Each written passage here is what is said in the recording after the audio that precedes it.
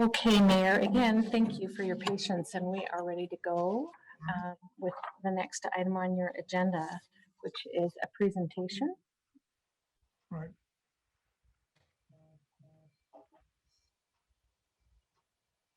And did you want to have anything to say before? I will say that we have 7 people receiving Distinguished Service Awards this evening, and we're going to bring each of them into the meeting one at a time so that we'll be able to see your faces. And I'm going to bring Mike Peebles into the room. I want to do something. Take just a second. Thank you.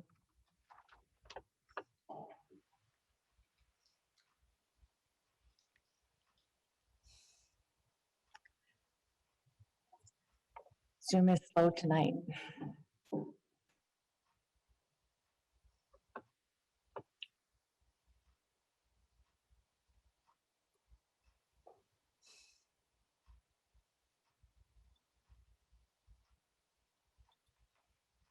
And Mr. Peebles, I can unmute you. There you go. Wait a minute, I think we're set to go. Yeah, but let me see. Hello. Hello, hello. Anne-Marie? Yes, sir.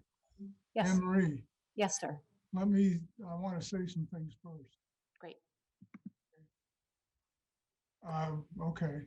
I want to, first of all, apologize to everybody we've had some technical difficulties, so we get a little bit of a late start. I also want to read to you a statement that I made and submitted to the newspaper about the Black Lives Matter issue. When I did that, I said, I want to let our Lake Oswego residents that I apologize for not being more careful in how I answered questions during an interview I had with KOIN TV. The way I responded when asked about Black Lives Matter was that all lives matter and that I was sorry to see racism used as an excuse for looting. I should have said that Black lives are being lost much more frequently than others, so we have to do what we can to change that. In other words, because I believe all people matter, we have to care about Black and Brown people specifically. For more than a year, we have been actively working to make our community a welcoming place, rich in diversity, equity, and inclusion. We have formed a task force to devise ways to increase participation in government and in our boards and commissions. And we have taken measures to accomplish that. We are also examining the activities of our police force to ensure they operate in accordance with these ideas. I have every confidence that our police are performing their duties with an open mind, but it is important that we verify that. Again, I apologize for my poor choice of words because I do not want to detract from this community's efforts or from the wonderful character of our citizenry. Thank you for listening. Okay. Mayor, I think some of us also have some statements too. Fine. Go ahead. Daniel or John, do you want to go first? Go ahead, please. John? John Wenham? Councilor Lamont, you're on the big screen. All right. I'd like to make this statement, and I start out by saying Black Lives Matter, yes. Black lives do matter, yes. And what we say matters is our words need to carefully convey understanding, openness, and willingness to change. As has been discussed in the press and here tonight, Mayor Studebaker's comments in a recent TV interview have caused serious concern from some people in our community. While the words might have been spoken wrong, the mayor quickly apologized for those words and apologized for any misunderstanding. Those who follow our city council deliberations know that Ken Studebaker and I do not always agree. I have debated the mayor on several issues, policies, and projects during my term on council. That is what democracy is all about. But I know in my heart that Ken Studebaker is a good man who is not the person that some are portraying him to be. I want to remind us that our mayor has served our country in the military and in our city for the last 8 years.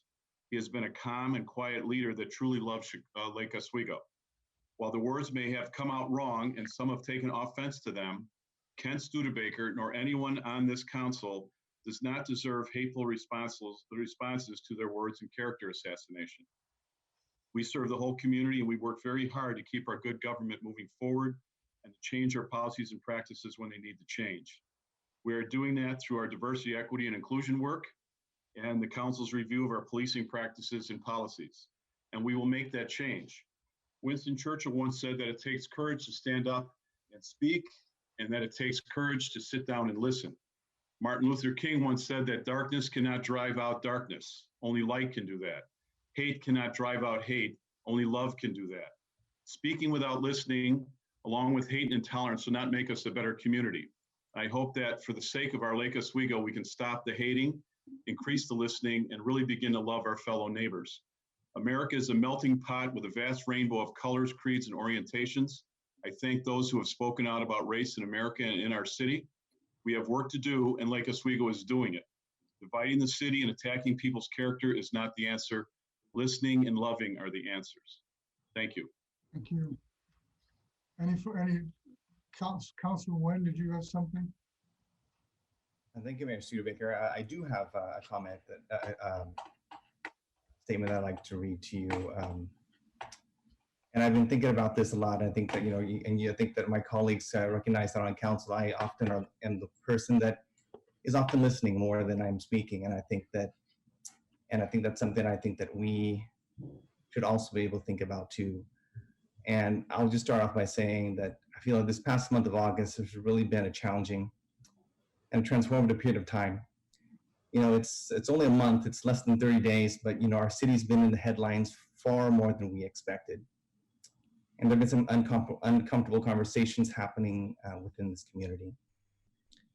These conversations have laid bare some of the ugliness that festers beneath our beautiful facade. And these conversations are also revealing areas where we need to acknowledge and bring into the light. As city leaders, we have stumbled as leaders on how to talk about these issues, both on and off the record. And there's no excuse for the hurtful language and actions, while unintentional, still remains hurtful. Yet I've also recognized that as we've seen in the past couple of weeks, we're all learning as we go. And there's some lessons that I've taken from all of this. And perhaps the most important lesson that I've learned is that we must listen from a place of humility and understanding. While there have been several attempts at putting together different versions of letters and statements that we were hoping to all be able to sign on to, but in the end, we couldn't. But despite our shortcomings, I still remain optimistic and hopeful. And I hope that my colleagues will join me in recommitting ourselves to addressing these very important issues of racial justice. We must unequivocally denounce racism and threats and intimidation against those who have the right to free speech. We need to send a clear message to our community through our words and our actions that we will live up to our commitment to make Lake Oswego an inclusive community. Thank you. Thank you. All right, anybody else? Well, we have the privilege now. John Wendland. Oh, I'm sorry, John? Councilor. Thank you, Mayor. Thank you. Black Lives Matter. Yes, absolutely. In Lake Oswego, we are learning about diversity, equity, and inclusion, both as a community, in our schools, at the city and government level. Your city council, staff, and our DEI task force have been working on this important issue all year. What also matters is community, civility, compassion, and showing grace and understanding towards each other. Residents across the political spectrum are calling out the hate and intolerance that has ramped up in our country and asking, what does our future look like? How will we get through this intolerance as well as the pandemic? Will we ever get back to our lives being normal? Mayor Studebaker was recently interviewed on TV about an incident that occurred in our city regarding a Black Lives Matter sign and a neighbor's letter asking to take it down. While some of his words were poorly chosen, he quickly followed up with a clear clarification in LO review and that he read tonight. He apologized for his poor choice of words while continuing his support of the council's DEI efforts. We are all imperfect beings living in an imperfect world. But one of the key tenets in learning about DEI and Black Lives Matter is that everyone can make mistakes when discussing the subject. Another tenet is that we need to accept that and find commonalities with each other to understand different perspectives and implicit biases that we all have. It's super hard work, but the council is ready to do it, and we have been working on it. Some people are trying to make divisive political rhetoric out of the mayor's TV interview, as well as inject it into this year's election of our new mayor and 3 city councilors. That is their choice. Heated political rhetoric and reaction serves only to divide us at a time when it's more important than ever to sit down without anger, accusations, and character attacks and work towards common solutions. In our DI work, the council is embracing the opportunity to examine systems and make changes to anything that creates barriers to anyone's sense of belonging. We urge all citizens to join us in that effort. We need to keep talking with each other. For many years, Lake Oswego has put aside political differences for the greater good. We've actively engaged, constructively discussed issues, and reached commonality. Incivility and a lack of grace and forgiveness will serve no good purpose. My approach is to embrace this as a teachable moment, learn from it, talk about it with each other, and continue to strive to make Lake Oswego a welcoming and inclusive community for everyone. We hope our citizens will join the City Council in this approach. Together, we are better. Let's keep doing the hard work and show some grace while we're doing it. We can't change our past, but we can learn great lessons from it, and together, we can chart the proper course for our future in Lake Oswego. Thank you. Thank you. Anybody else? All right, thank you, folks, for those statements. The next item on our agenda is to present Distinguished Service Awards, which is a pleasure. Normally, we would enjoy honoring our outgoing board members and commission members inside the council chambers. Obviously, that's not going to be able to happen now.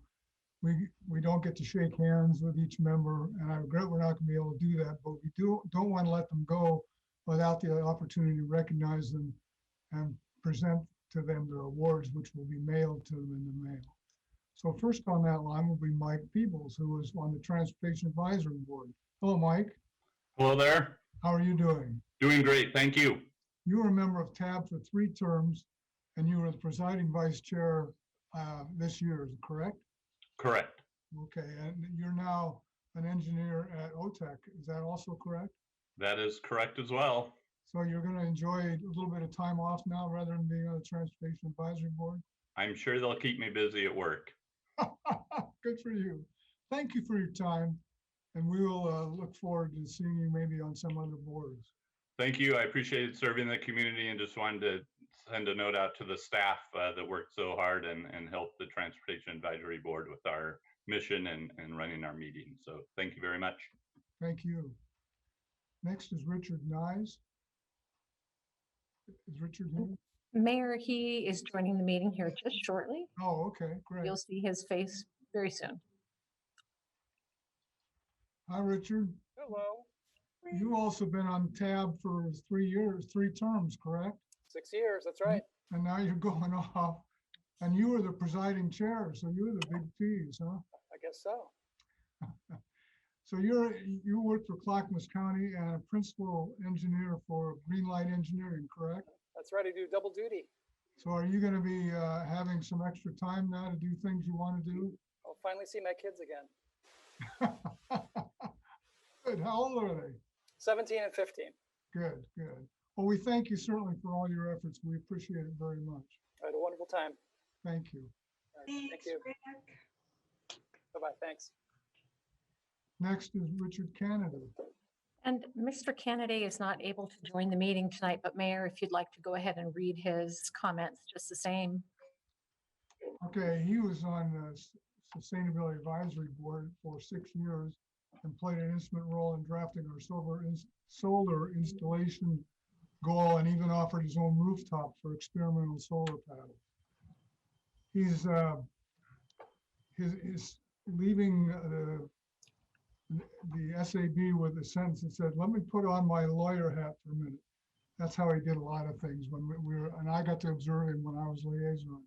Richard's done a very good job for us, pushed ahead a lot of Sustainability Advisory Board's goals, so he'll be missed, I'm sure, by them. Next is Bob Sack, who is also on the Sustainability Advisory Board. And he's on his way into the meeting. Good.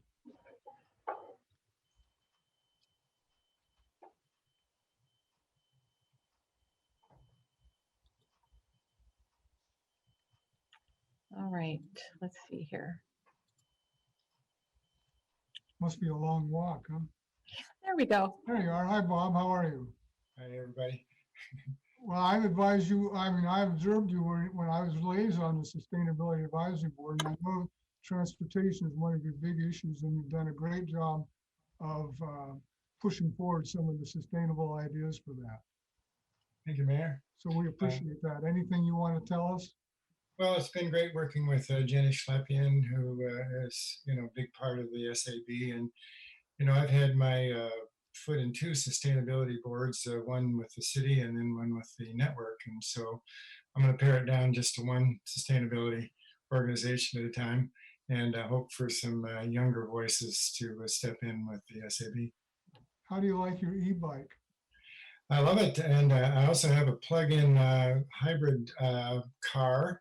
It's a Mitsubishi, and I went from February to August without adding any gasoline to the car. I was just running on electricity because it gets 20 miles on the juice before you have to put gas into it. And it's been a lot of fun from that Right. point of view. Great. Well, Bob, thank you very much for all your work on the Sustainability Advisory Board. Thank I you. appreciate it. Thank you. Next is Glenda Anderson. And Ms. Anderson's not able to join the meeting today. You can go ahead and read her comments, Mayor.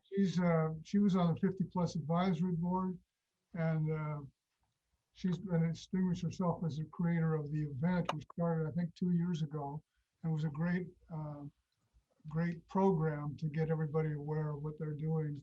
And I think she was going to do some more of that as well. So they'll miss her on the 50 Plus Board. Next is Cliff Perigo. And if you would give me just a moment, I'm not sure he is still in the meeting here. Okay. And Mr. Perigo, if you could give a chat if you are here, but I'm not seeing your name any longer. Maybe we can go ahead and, well, Mr. Slavin is not joining us tonight either. Okay, they're both from the Library Advisory Board, and I guess they're probably at the library doing some research or something. Anyway, I've also got a chance to work with them as a liaison. Both of them have done a great deal of good work for the library, so we'll miss them. Okay. Next, citizen comment. Ms. Simpson, has anyone asked to provide citizen comment? Yes, Mayor, we have 19 individuals who've requested the opportunity to provide comment tonight. Okay, And so a word to the attendees, give me a minute, I'm getting faster as it goes on. When I call your name, you should appear on the screen, and I'll let you know that it's time to begin. There is a time limit of 3 minutes. If you do reach 3 minutes, you will hear a beep, and at that point, I will ask you to finish, and you'll be moved back into the waiting room. So thanks again in advance for your patience. The first person that will be joining the meeting to provide comment is Pat Ginn, and we'll wait for her to come onto the meeting.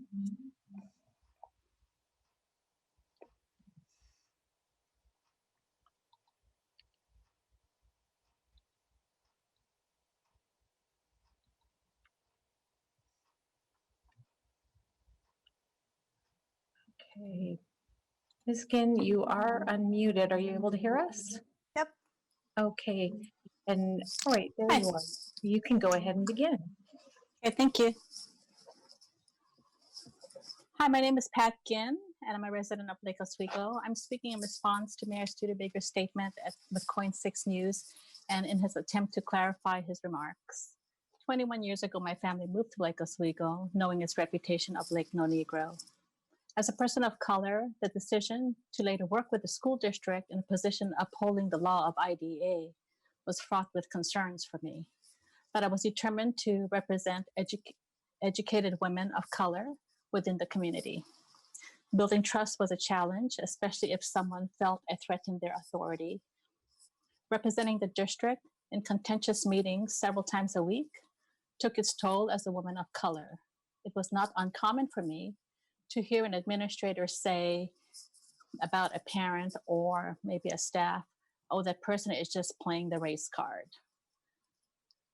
I'm recently retired, but as I reflect on my 15 years with the district, with colleagues, they had no idea of the perspective and challenges of my lived experiences because I portrayed myself in a professional manner.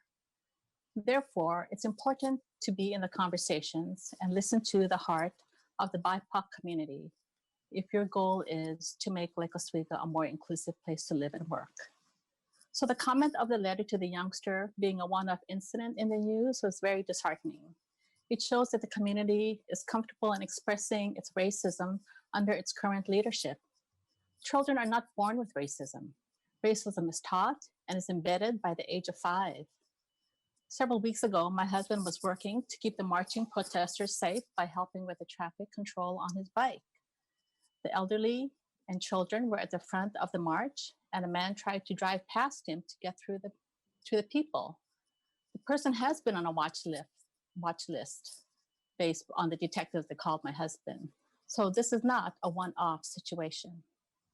Response to racism has been established since 2017 with a mission to educate and empower residents of Lake Oswego.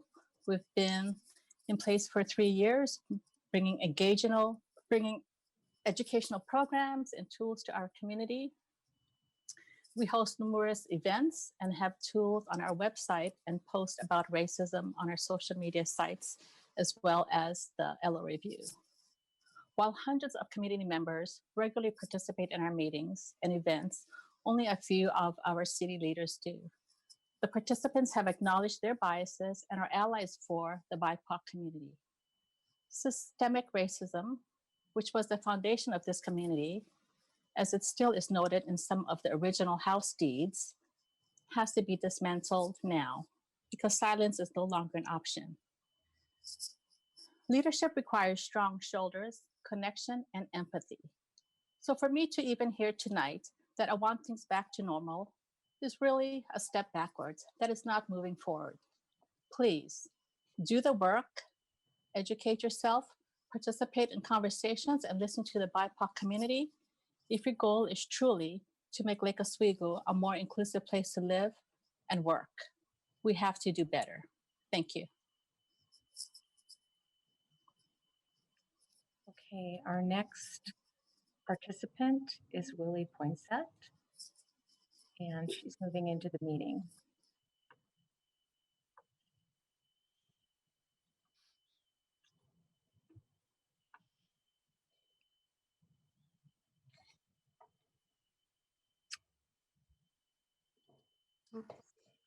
Okay, Willie, are you able to hear us?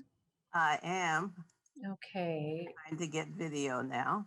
all right, thank you. Okay, here I am. You may begin when you're ready. I'll start the timer after you've begun. Okay, I'm ready. All right. Hello, my name is Willie Poinsett, and my family and I have lived in Lake Oswego for over 34 years. People often ask me how I manage. Unfortunately, I must say it has not been easy. As my son got older, he pleaded with me to let him transfer to another school district because of continual racial harassment. Selfishly, I said no, because I wanted him to get a good education, because I thought that Lake Oswego had good schools. And I thought that Lake Oswego was also a good community. Over the years, though, I've found out that this beautiful city, with all its natural beauty, is not as welcoming or beautiful in spirit as demonstrated by so many of its residents. Many people, however, in Lake Oswego are working hard to make it a more welcoming city, and I thank you. However, there are plenty of your counterparts who are doing just the opposite. Just yesterday at our Respond to Racism's Black Lives Matter protests, my son and I were the recipients of being called nigger, nigger, nigger as a car rolled by.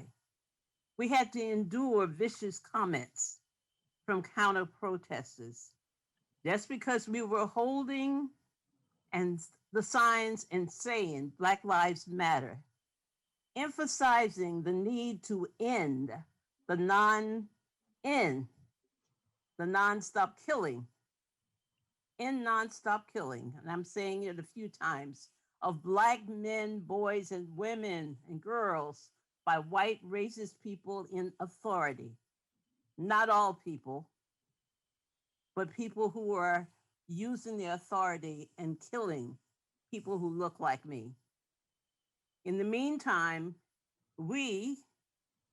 I had to, and the others around me, had to look across the street at our white counter protesters, proudly displaying their guns, their knives, cursing at us, waving the flags. That's not a friendly Lake Oswego. And I should tell you, Black Lives Matter signs all over this city are being defaced. The word Black is being cut off, covered, scratched out. I'm a Black woman, so does this mean people who look like me have no value and should not be here? Tonight, I'm asking you, my elected officials, do you think I feel safe in this city? Do you think being called a nigger makes me feel welcome or safe? Well, let me answer my questions for you. The answer is no. I don't feel safe. I don't feel welcome. And yesterday made me feel very nervous being here in this city, watching people parade around with their guns. But I'm determined. I'm an old crazy woman who is determined still to work here and to try to make this city a better place for the Black, Indigenous, and people of color who live here, work here, or pass through it. So my question to you tonight, Mr. Mayor, and to the city councilors, tell me as a taxpaying member of this community, what are you going to do to make me and other Black, Indigenous, and people of color feel safe, feel welcome, and assured that they have the right to be in this town? Ms. Poinsett, thank you for your comments. Your time is up. It's perfect timing. I'm finished. Next person to provide comment this evening is Terry Kramer. And Ms. Kramer, you'll also have 3 minutes, and I'll start the timer when you begin. Thank you. My name is Terry Kramer and I live in Lake Oswego. Councilman Nguyen, thank you for your remarks. It clarified things for me. I'm going to read an excerpt from Lake Oswego property deed from the 1950s. It says, "For a period of 25 years, the dwelling house shall not in any manner be used or occupied by Chinese, Japanese, or Negroes, except that persons of said races may be employed as servants." This was from the 1950s. While no longer legal today, our reputation is deserved and still exists, and some community members here in Lake Oswego still treat the BIPOC members of our community as if they do not belong here. I'm deeply concerned about the bold racist acts occurring in our city, which seem to be escalating. You can see the signs behind me. These are all signs that have been defaced. River Grove Elementary School has had their sign defaced 5 times. Imagine how students feel and neighbors feel walking past that. People's yard signs have been defaced or stolen. Children in the home of a defaced sign came out and saw the sign that said all lives matter, not Black Lives Matter, all lives matter. How do you think they feel when I talk to the mother? They don't feel safe. They don't feel welcome. They don't feel safe in the schools. Even as Willie was just saying at last night's protest, the counter protesters using the Ed word, saying things to Willie, to her face, your people, are having abortions. Your people are killing babies. Your people are racist against me, a white woman. And your people need to understand that all lives matter. Words have consequences. If you use words poorly, the consequences are the consequences. And I appreciate apologies, but we have to learn from our mistakes. Several things I'd like from the city.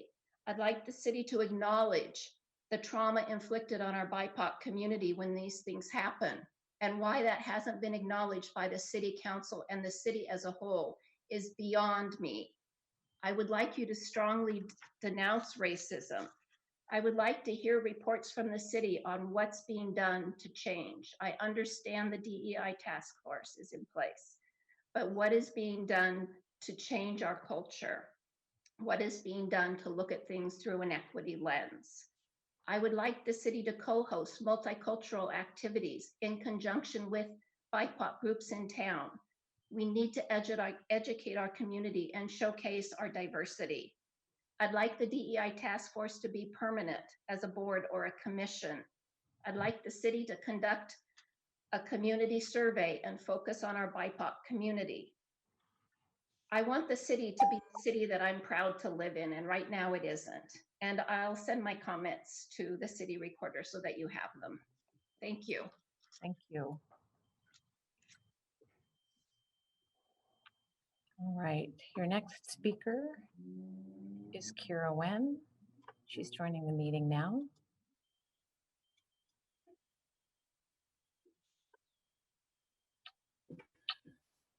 Hi, I'm Kira Wen, and I live here, and I also work in Lake Oswego, and I am a member of LO for Love. The escalation last week is out of control in the city, and it almost feels as though the city has been silent, and the silence is deafening and traumatizing. I don't know if the city council understands truly how traumatizing that is on our communities of color that we have in Lake Oswego. I am white. I can't imagine, but I can try, and I can really, really listen.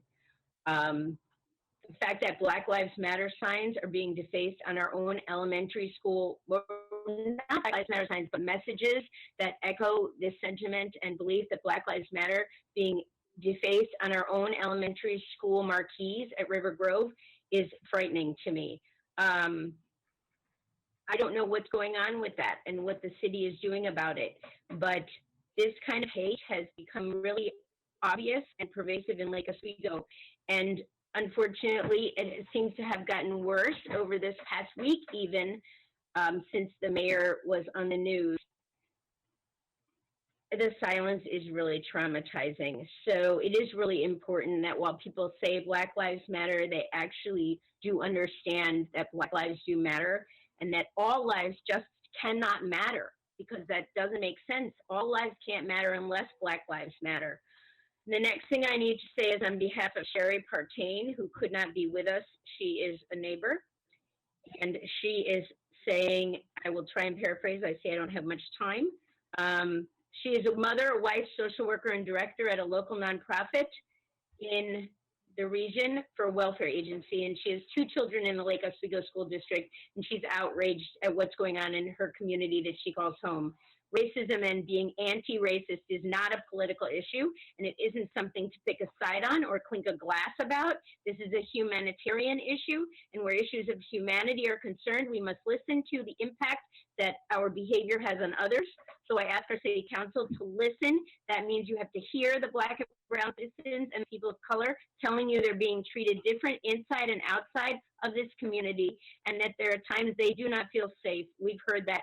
And that there are times that they don't even feel safe sending their own kids to our schools, where blatant racist and anti-Semitic acts have occurred for years and years and continue to occur and continue to be swept under the rug. What's the city council been doing about that? I'd like to know.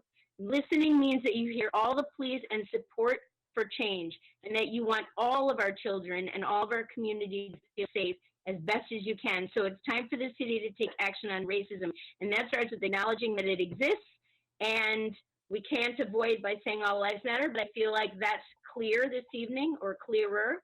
And we have to have long lasting change. I know Respond to Racism is working hard every day to make a difference, but without the help of the City Council and their advocacy, you will continue to enable citizens to treat BIPOC communities in Lake Oswego with hate, hatred, and violence, as happened yesterday during a peaceful family protest in downtown LO. And it's Ms. far Wynn, past you're out of time. Thank you. Thank you. Okay, Ms. Simon is joining the meeting. Karen Simon is our next commenter.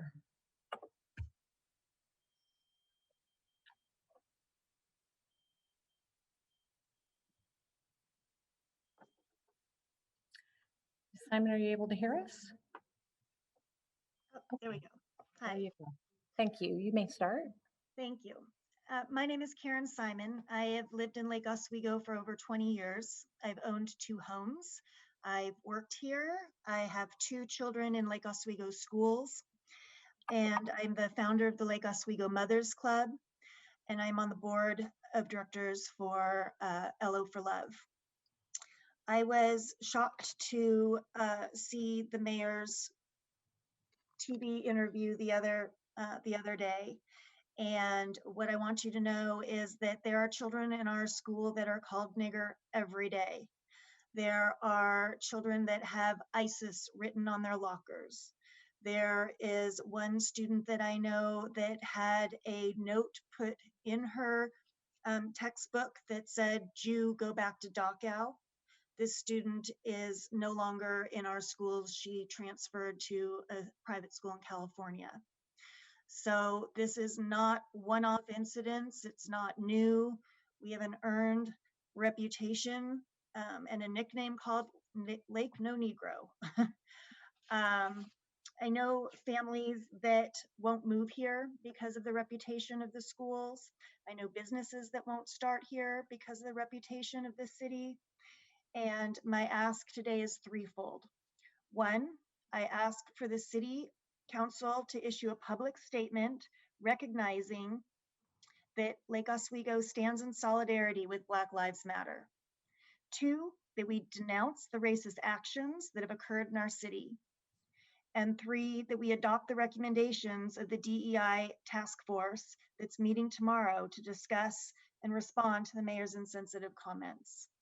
I know we can do better, and I look towards you, our elected officials, to represent our great city. Thank you.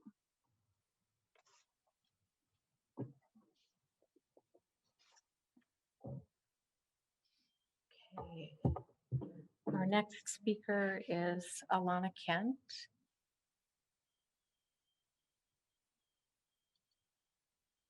I'm here. Let me just, it like all of a sudden just completely changed formats. So I'm trying to start my video. Okay. Yeah, sorry about that. That happens in this platform. You can start when you're ready. Okay, I'm ready. My name is Elena Kent. I have a 2nd grader at River Grove and was actually mortified when I took my daughter to River Grove to harvest the garden on Friday and I saw what had happened to the reader board.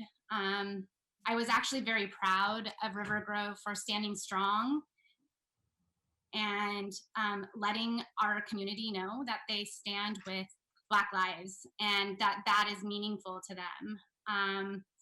So I saw the damage, I reported it, and the very next day we got it fixed. The very next day it was damaged again. And then I found out that it's the 5th time that it's been damaged, and it's very intentional. The word Black is blacked out.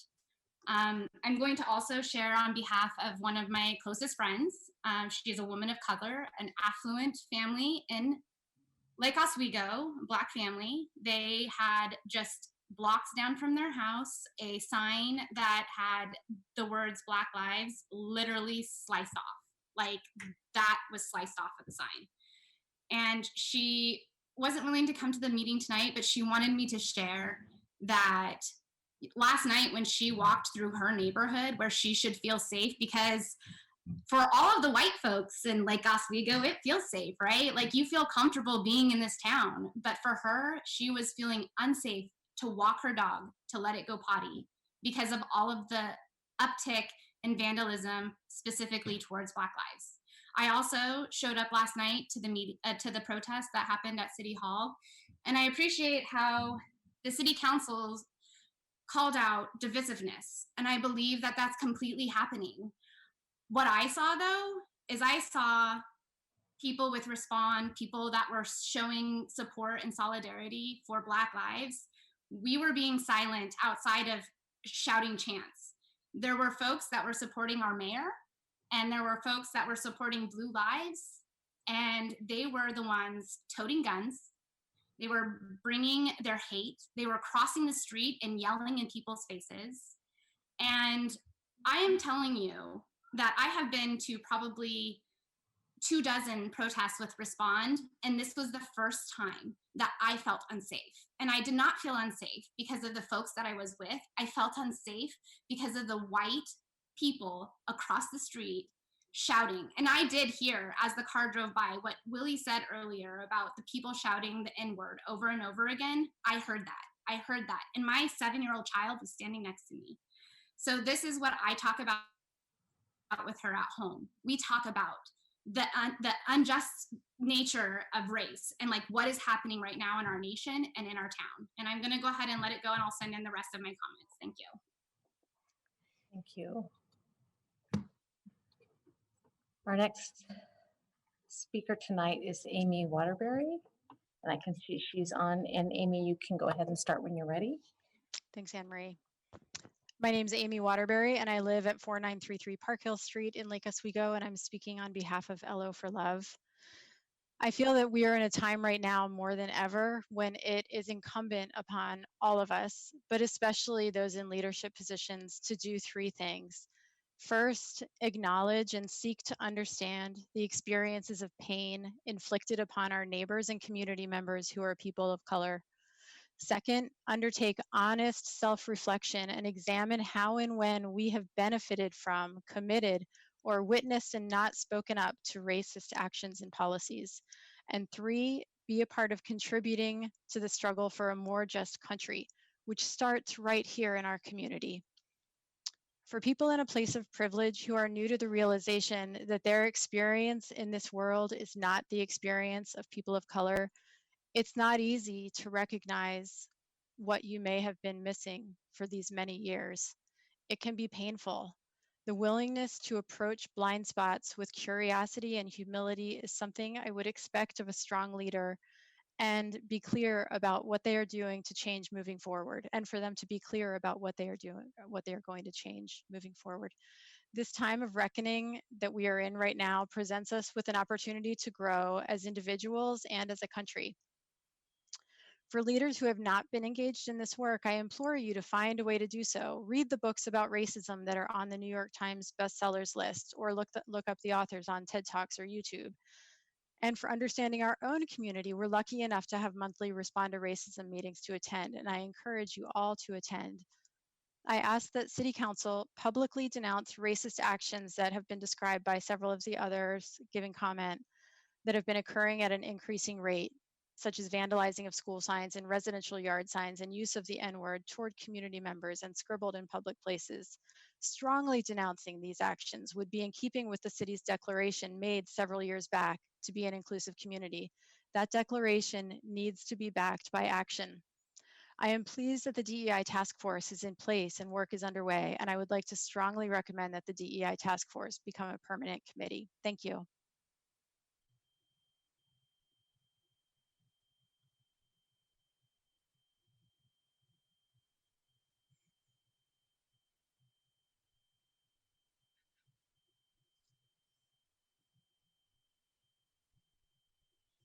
Anne-Marie, you're muted. Thank you. Okay, I can see Sarah McCarthy has joined the meeting. You can go ahead and unmute your mic and then go ahead and get started. Okay, thank you. Hello, my name is Sarah McCarthy, and I'm a resident of Lake Oswego. I'm here tonight to speak about the recent racist incidents in our community. As the parent of 2 River Grove elementary students, I was appalled to see the Black Lives Matter message on the school sign repeatedly defaced, and to learn that it was one of many signs in our community that were vandalized. This is not the way to teach our children about love and respect. And I applaud the folks at the school and in the neighborhood who put the Black Lives Matter message back out front and center. I'm also here to address Mayor Studebaker's recent interview on KOIN, in which he called the other racist sign incident, a one-off, and seemed to show a complete lack of understanding for the Black Lives Matter movement, and why the All Lives Matter language he used is totally inadequate and offensive. I appreciate the apology you read tonight, Mr. Mayor, but your response to frame the episode as a mistake and a poor choice of words is not adequate. Furthermore, in response to Councilman Lamott's statement earlier tonight, holding our leaders accountable for their words is not character assassination. And standing up for our fellow citizens is not about being divisive, it's the embodiment of civility. Mayor Studebaker and all the members of City Council, I implore you to issue a statement that you stand in solidarity with Black Lives Matter and sit down with the members of Respond to Racism to listen and learn. That would be a noble and humble way to demonstrate true leadership and your love and respect for the people of this city. Thank you.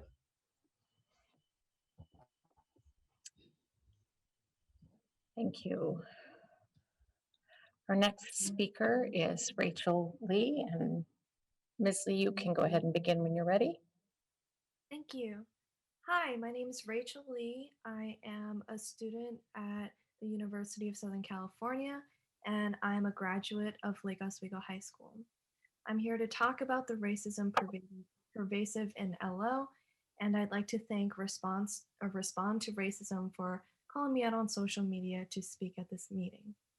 Racism in Lake Oswego is both pervasive and systemic. Let's tackle pervasive first.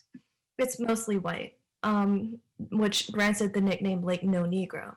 According to the US Census, Lake Oswego is 86% white and less than 1% Black. And LO is also known for its status as a quote unquote elite white suburb. This has been demonstrated in the ugly account of the letter sent to my former classmate Divya's family with a sign in support of Black Lives Matter, which was a boil of hidden racial tensions already alive in our city. Lake Oswego is exclusionary to BIPOC because of how expensive the housing is. I'd like to thank Ms. Teresa Koloff for her housing policy recommendations on our website. It's very inspiring. And I'd like to say that housing burden is a real concern of people in Lake Oswego, especially low-income people who are in the BIPOC community. We need to work on housing affordability.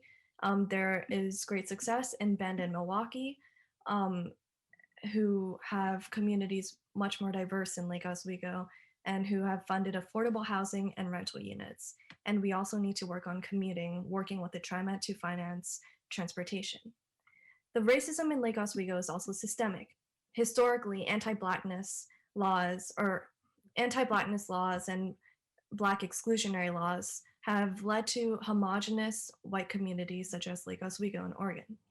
In order to advertise LO as high class, housing restrictions, as previously cited, have formed, and Chinese, Japanese, and Black people used to not be allowed to live in Lake Oswego except as servants. The ramifications of the historical racism in LO have resulted in incidents of racism in school districts. Remember the junior high incident, and I was going to cite Mayor Studebaker's comment of All Lives Matter, but I would like to thank him for apologizing for that. And I think that as a solution, we should all work to make Lake Oswego more inclusive by incentivizing BIPOC in representative positions, reforming the school district, reminding ourselves that racism is taught, but anti-racism can also be taught, and diversifying curriculum and staff, and making Lake Oswegans more aware by stopping our avoidance of dialogue, and continuing our conversation that may be uncomfortable but will lead to progressive change. We have the means, and let's put our money where our mouths are. Thank you. Our next speaker is Msan Mbu.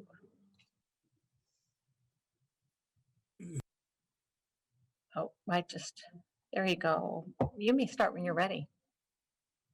Yes, thank you, counselors. It's a pleasure to come again and see my friends, most of you.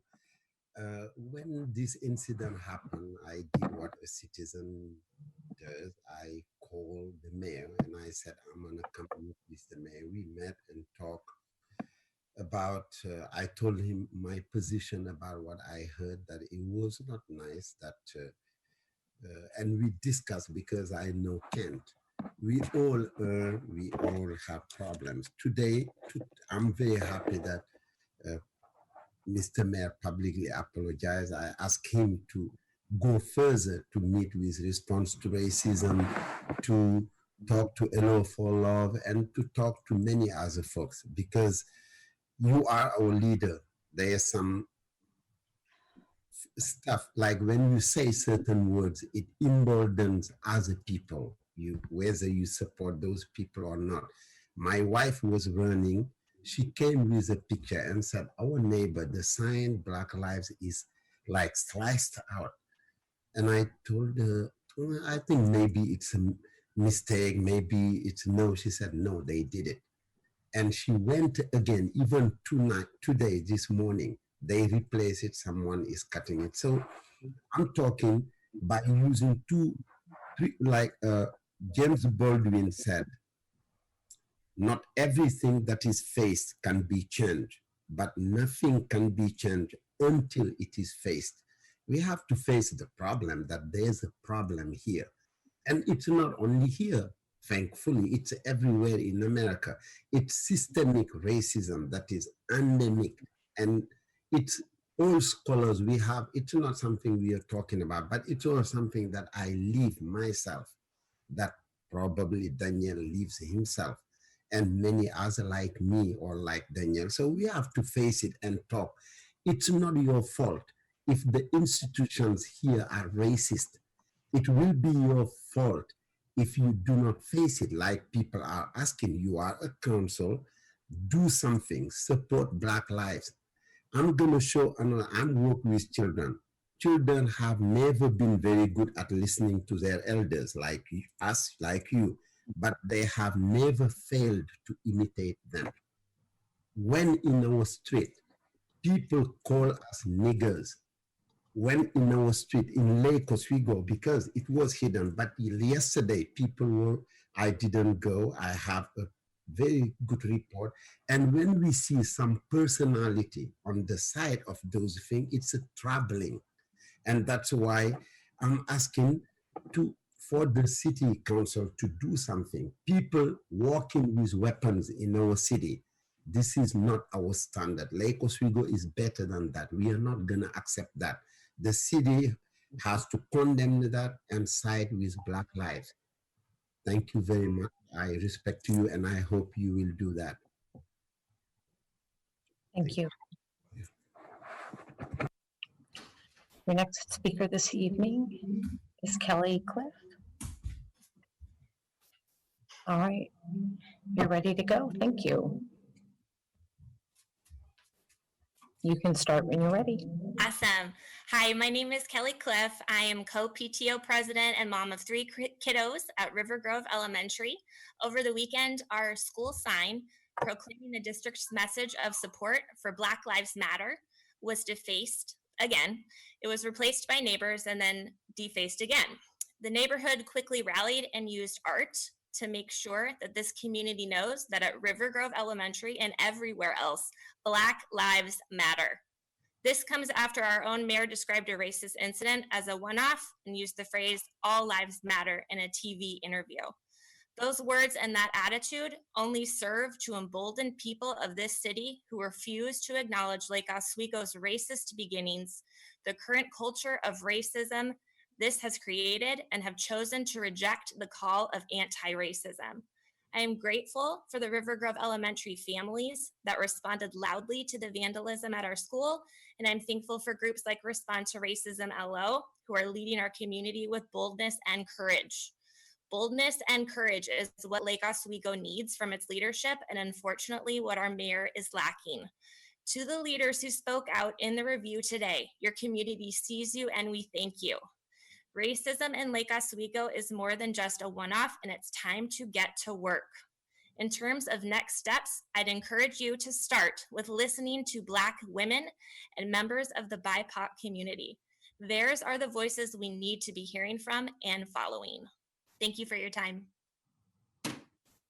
Thank you.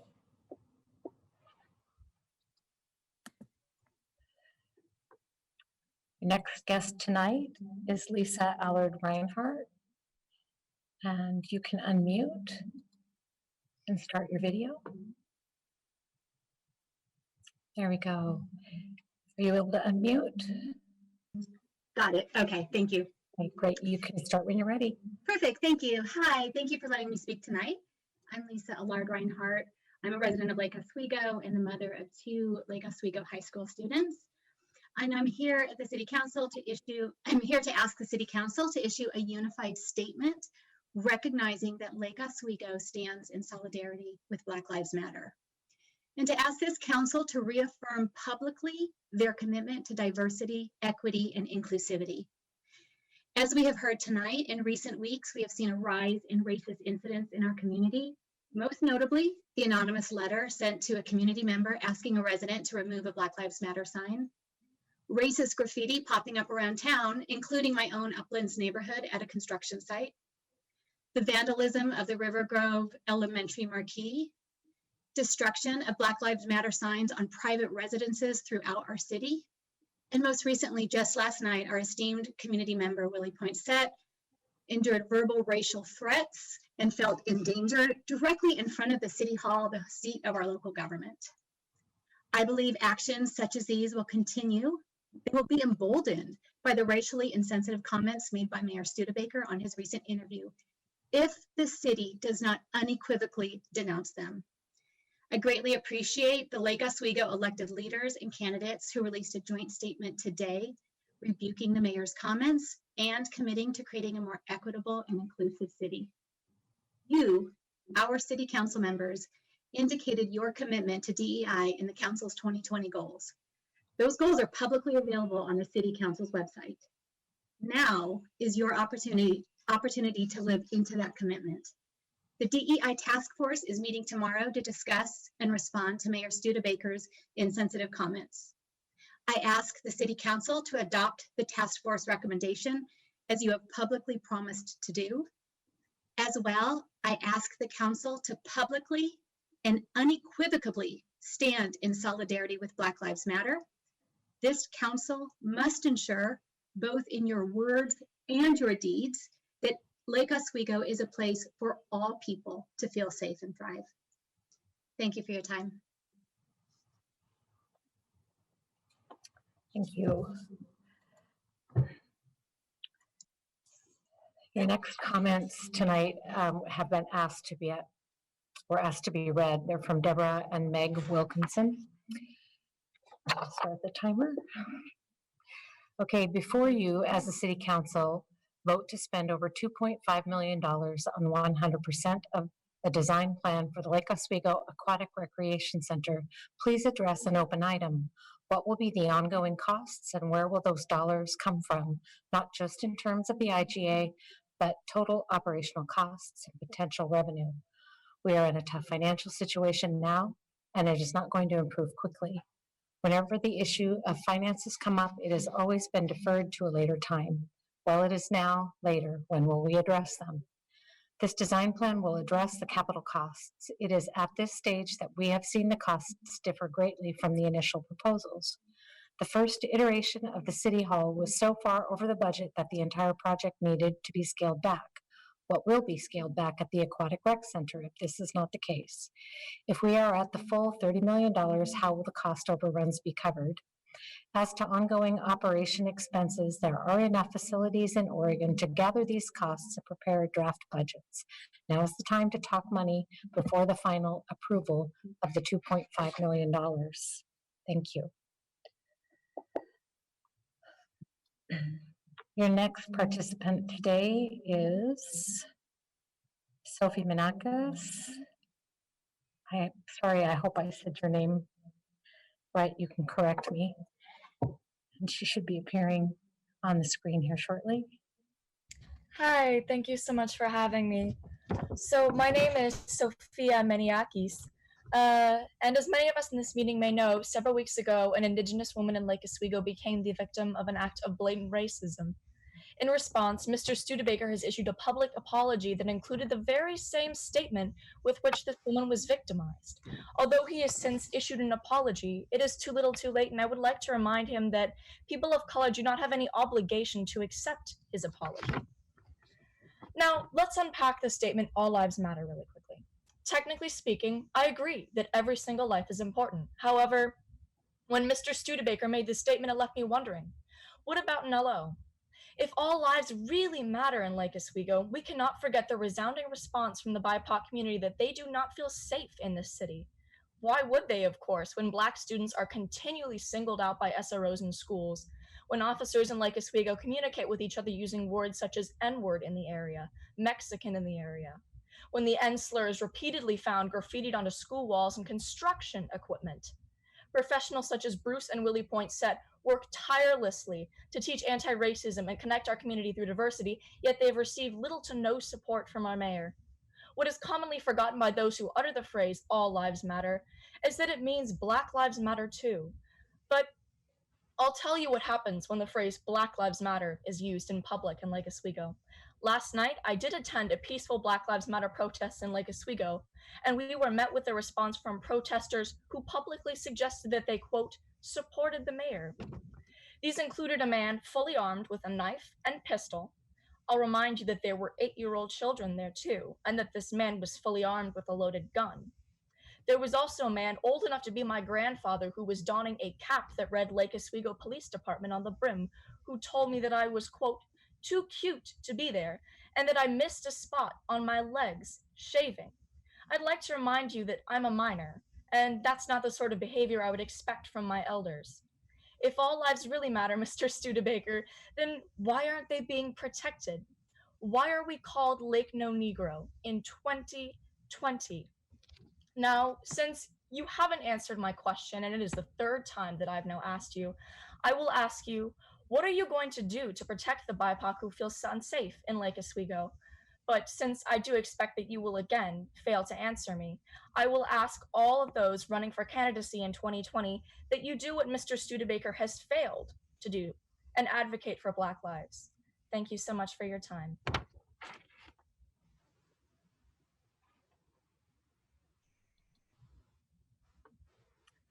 Our next guest is Dee Papajorgi Taylor. There we go. And if you would unmute yourself, you can begin when you're ready. Good evening. My name is Dea Papajorgi Taylor, and I've been a resident of Lake Oswego for 3.5 years, as well as a participant and supporter of Respond to Racism. I have 2 biracial children who are starting school in the Lake Oswego School District next week, and I'm worrying about the experience that they will have in our school district and in this community as they grow older. One of the roles of being a city mayor is to act as a representative of the community that they serve. What Mayor Studebaker stated in an interview with the media was exclusive, out of touch, and simply put, incorrect. The question is not whether racism exists in Lake Oswego, but what we are going to do about addressing it. How do we hold ourselves accountable first and foremost, then our neighbors, and then our community leaders, to ensure that we proceed and conduct ourselves in an anti-racist manner? This is certainly a responsibility we have to our community members and as a parent to our youth who call this community home. When Black Lives Matter signs are being tampered with, when police officers are racially profiling our community members of color, when white supremacist notions are expected to be the norm, it all demonstrates how much work needs to be done. how acts of intimidation are being delivered with malintent. And it also highlights how uneasy that many continue to feel living in this town.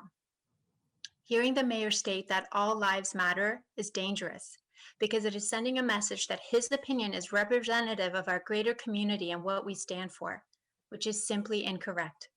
Considering the ongoing protests in Portland that have taken place for over 3 months against police brutality and in support of the Black Lives Matter movement, we cannot ignore our proximity, nor delivering anything less than solidarity for racial and social justice.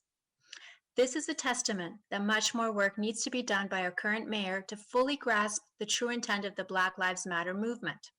I also recognize that we're in an election season, so I hope that these events will serve as learning opportunities for the candidates running for mayor, that they are putting in the individual work, as well as paying attention to the BIPOC members of our community via active listening and allyship.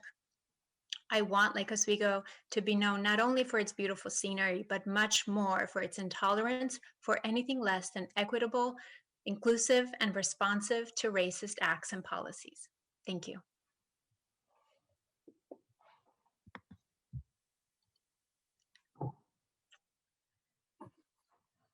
We have one other comment tonight that the author has requested be read to the City Council. It's from Marty Long.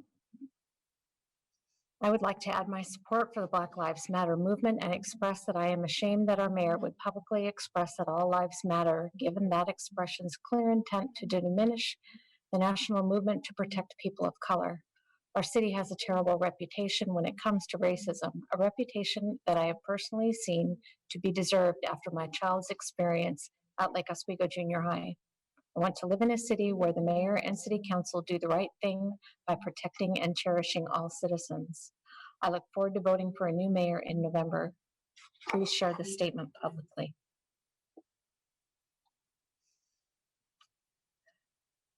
Our next guest tonight is Joe Buck, and we'll give him just a second to show up in the meeting.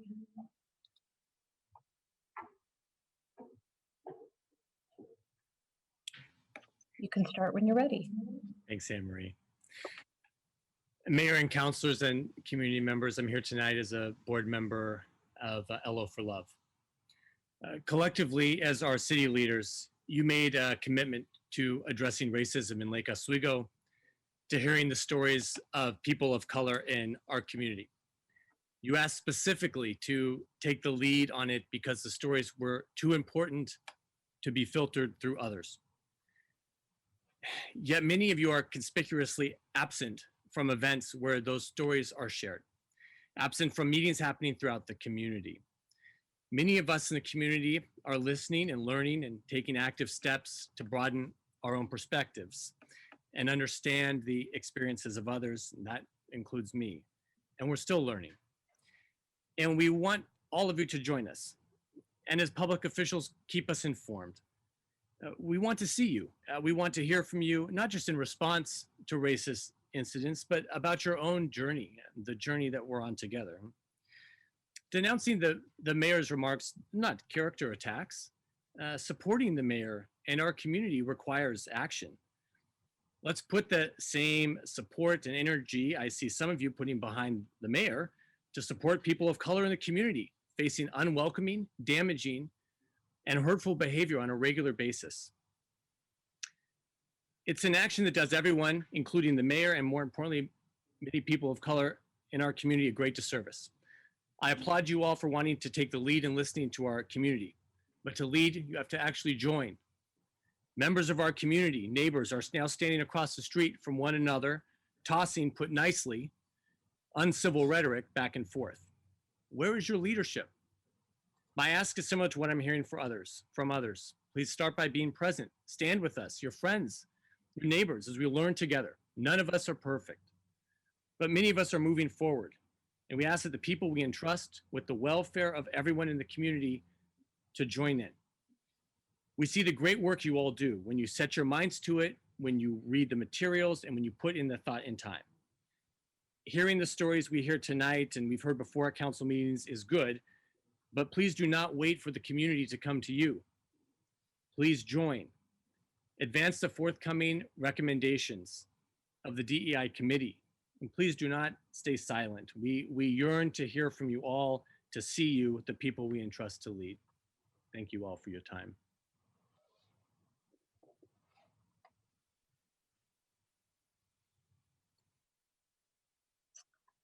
Okay, Antoinette Awake is joining us, and I see your microphone's off. You may begin when you're ready.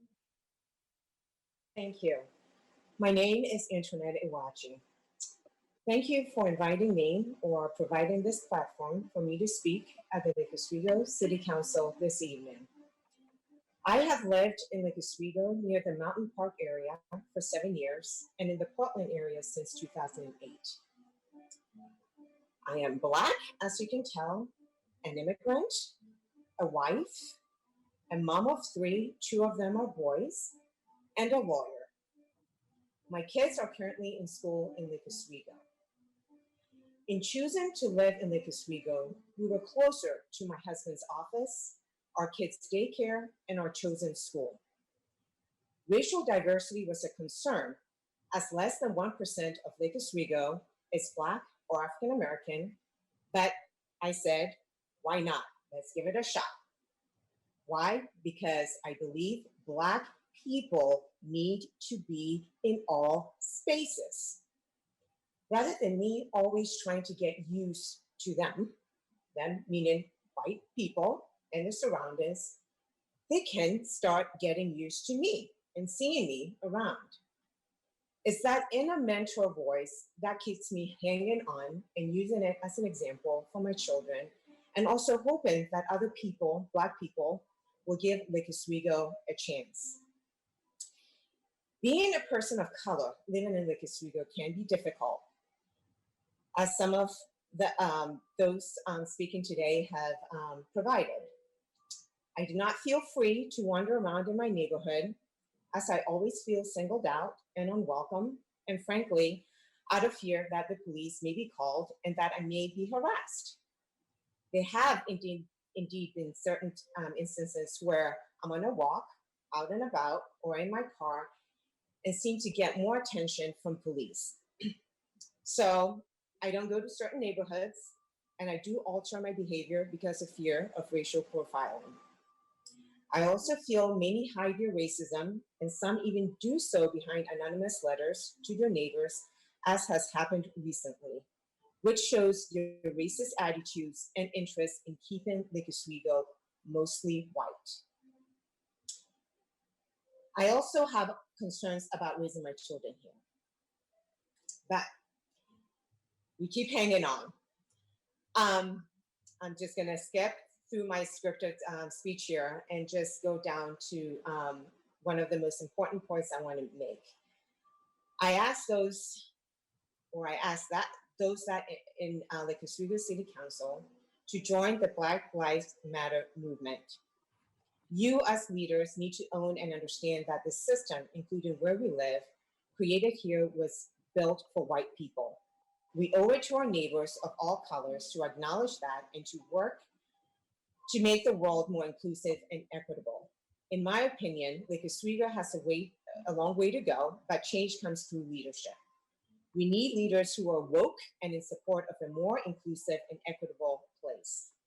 All lives do not matter unless Black lives matter.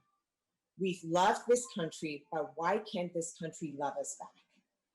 And I just wanted to take 5 seconds to make a point that although I wasn't there yesterday at the protests in downtown Lake Oswego, it was mentioned that the wife of the mayor was there with the counter protesters for over 2 hours.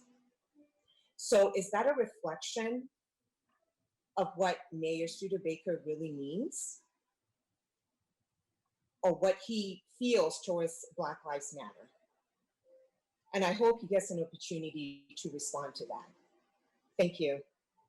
Thank you. Okay, our next speaker is Annie Meniakis, and I see that you're here. If you just unmute your microphone, you can start when you're ready. Thank you. Good evening, Mayor and City Councilors. I wish to ask that you request to meet with the leaders of Respond to Racism and that you more boldly and concretely address racism in our city and the need for more understanding and sensitivity regarding the use of and concerns caused by the phrase, quote, all lives matter, unquote. For the record, I am a bipartisan voter and I have utmost respect for the police officers with whom I have worked over the past decades. I believe this is a moment for all of us who are endowed with the privilege our white skin affords us to humble ourselves and to listen to the experiences and concerns of people of color in this city more than we have, to care more than we have, and to do more than we have to address racism, bigotry, and inequity in our city. Doing more entails a wiser, more complicated use of language than all lives matter. Absolutely all lives matter. However, in Lake Oswego, people of color are not treated as if they matter as much as white people. You've heard about the racism in the schools. I would add that people of color do not feel safe driving in our city. White citizens call the police because a Black Lake Oswego resident they did not know drove past them. Citizens of color are followed in stores, treated as suspected shoplifters. Residents with Black Lives Matter signs have white teenagers, white adolescent residents of this city, swearing a vast array of superlatives at them, including the N-word. It is most illuminative that Chief Police Rod Brown, who investigated former Lake Oswego officer Timaeus, outlined an array of misuses of power as well as acts of anti-Semitism, homophobia, racism, and sexism carried out by Officer Timaeus while he worked in Lake Oswego, and yet was quoted in the Portland Tribune as stating these incidents would nonetheless have hindered Officer Timaeus's career advancement. Clearly, all lives are not treated as if they matter equally in Lake Oswego. These acts of racism and standards of discrimination, which disproportionately impact citizens of color, call upon every one of us, especially city representatives, to refrain from and address concerns regarding the phrase, all lives matter. The use of this phrase minimizes and denies the existing acts of racism and inequity which exist in our fair city. It is the equivalent of saying and conveying, we don't care. Use of the term Black Lives Matters is not an innate declaration of hatred for the police. It is declaration for the harm of bigotry towards fellow citizens of color and a call that those who serve treat all citizens equally. Is my time up? It is. Thank you for your time.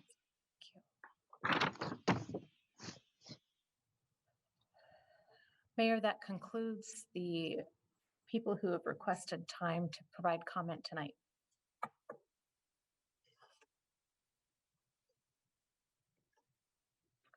Mayor, you are on mute. Okay, all set? We're all set. All right, thank you everybody for voicing your concerns and sharing your thoughts with us. The next item on our agenda, however, is public hearing. This is Measure 49. Mr. Powell, would you like to advise us?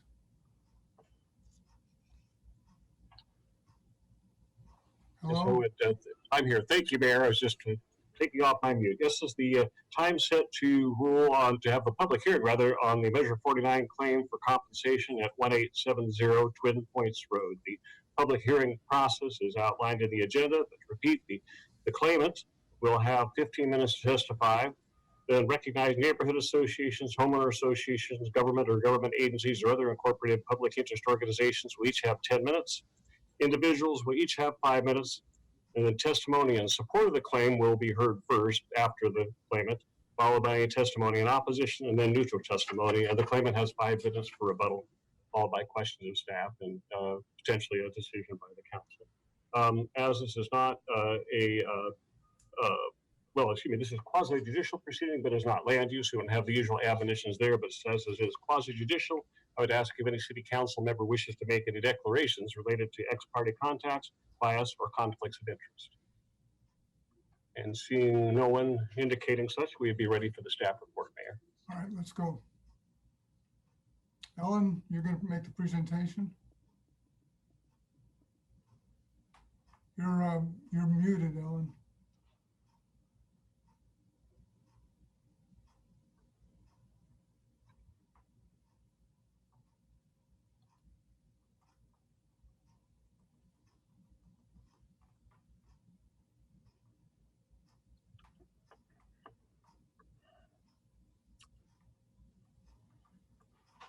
Ms. Davis, we are not able to hear you if you are speaking.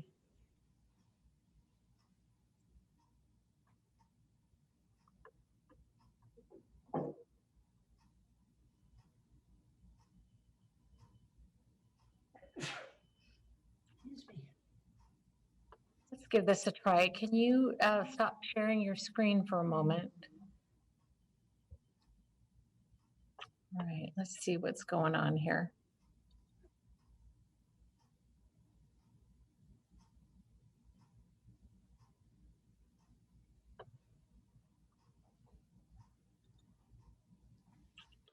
I see that Ellen is on twice. She is.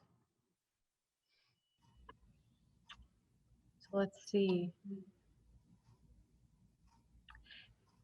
Ellen, I'm going to move one of you back into the participants room and see if we can't work with this.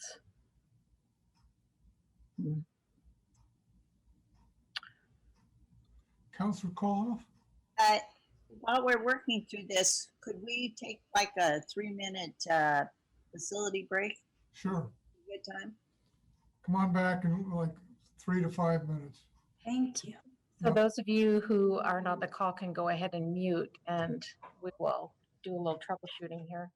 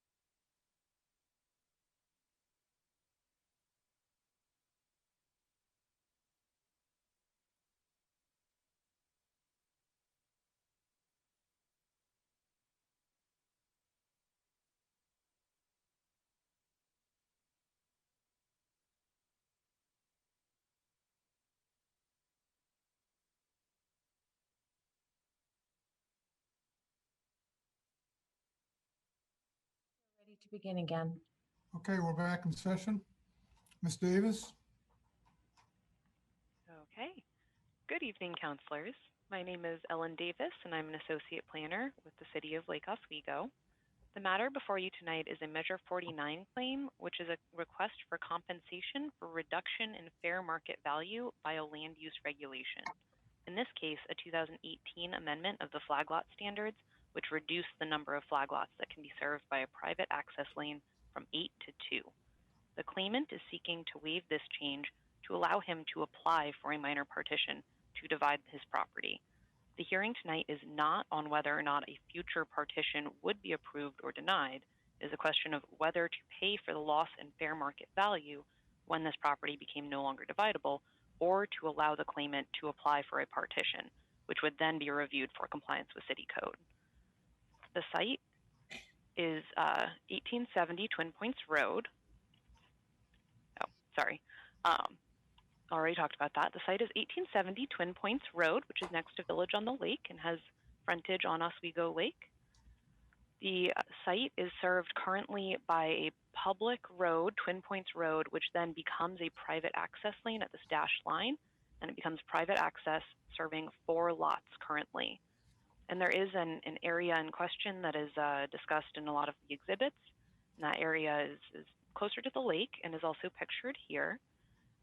The importance of the private access lane is that a partition application could have been filed prior to 2018 before the code was amended to decrease the number of flag lots served by a private access lane. After that amendment, the existing access lane became non-conforming and no new flag lots can be served by it. This loss in fair market value, a dividable lot becoming undividable, is the basis of the Measure 49 claim submitted. In order to review the Measure 49 claim, staff did a fatal flaw analysis to check for any major issues that would preclude the proposed land division, regardless of the private access lane issue. We're looking to see if there were any other major problems that would prevent a partition from moving forward. We did a preliminary review of access, zoning, stormwater, hillside protection, geologic hazards, and utilities, and staff did not find any fatal flaw that would preclude the claimant from applying to divide the property, other than the change in the number of flag lots served by a private access lane. If the council chooses to waive the limit on that number of flag lots for this site and to allow the claimant to apply to partition the site, then once we have that partition application is when we would do a full review for compliance with city codes. So it's a bit preliminary at this time, and that is again why I'm emphasizing why this is not a question of whether a future partition would be approved or not, because we have not done our analysis or review at this time. We've only looked for the major problems, and we have found no fatal flaws. But we do note that construction on this steep slope may be more expensive and challenging than building on a flat lot. That is not a fatal flaw for the application. One of the requirements of the Measure 49 claim is establishing the fair market value of the property 1 year prior to enactment of the restricting ordinance and 1 year after, plus interest. The claimant's first appraisal failed to examine the property value 1 year before and 1 year after Ordinance 2762, so the claimant submitted appraisals 1 year prior and 1 year after. Because we do not have an appraiser on staff, we contracted with a certified appraiser to review the claimant's documents. He found the claimant's appraisals at that time to be inadequate. The claimant responded by providing an appraisal addendum and letters from a builder and realtor further addressing feasibility and potential value. Staff finds the additional submissions address the issues raised by the review appraiser. Staff finds that with the appraisal addendum, that the claimants complied with the state requirements for the Measure 49 claim as submitted. And there are 3 alternatives available. One is to deny the claim if you find that the claimants have not met the requirements of the state statute in submitting the claim. To pay just compensation plus interest, which would be $725,000 plus interest of about $31,000, or to authorize the claimants to apply for a partition without applying Ordinance 2762's restriction on the number of flag lots. And this item is staff's recommendation. If you do choose this option, then we would bring back a resolution for adoption on September 15th. And that is the end of my presentation. Thank you. Okay, any questions of Ms. Davis? Yes, Councilor Mans. Yes. Could I get a little bit more clarity on why staff selected option 3 that you showed at the end? What the rationale for that was? Definitely. So the first option is only available if there is a flaw in the submittal as received by the city, which staff did not find a flaw that would allow us to deny the claim. So then the options become to pay the loss of value or to authorize the claimant to move forward with an application for partition. Paying the value of the property value loss didn't seem as much like a useful public good. This site is fairly steep. It's on a private roadway. It wouldn't have value as a park or for public infrastructure. We failed to see the value in prohibiting this application from moving forward at the price that is being asked for. So we are recommending that the council let the claimant move forward with a partition application. Again, the partition application would be reviewed for all compliance with code. It would go through the entire normal partition process. So neighbor comments, the ability to appeal to the Development Review Commission, to the City Council. So we decided that that was the best option forward as staff sees it. Perfect. Thank you so much, Ms. Davis. Councilor Lamont? Yes, Evan Boone or Ellen Davis, if you could answer this one. So the third option of us saying, fine, you can come in for a partition, doesn't that mean that's an exception or variance to our flag lot restrictions? Or not? No. No. In this case, it would not be. Measure 49 is a statewide, it was a ballot measure passed in 2007 that creates a state law allowing a jurisdiction to waive a land use regulation through this process. So the claimant has to, through the Measure 49 process, not through a variance at the local level. So it is different. That answers the question. Thank you. Councilor O'Neill, do you have a question? You're muted. Yeah. Can you bring back up the map? Yes.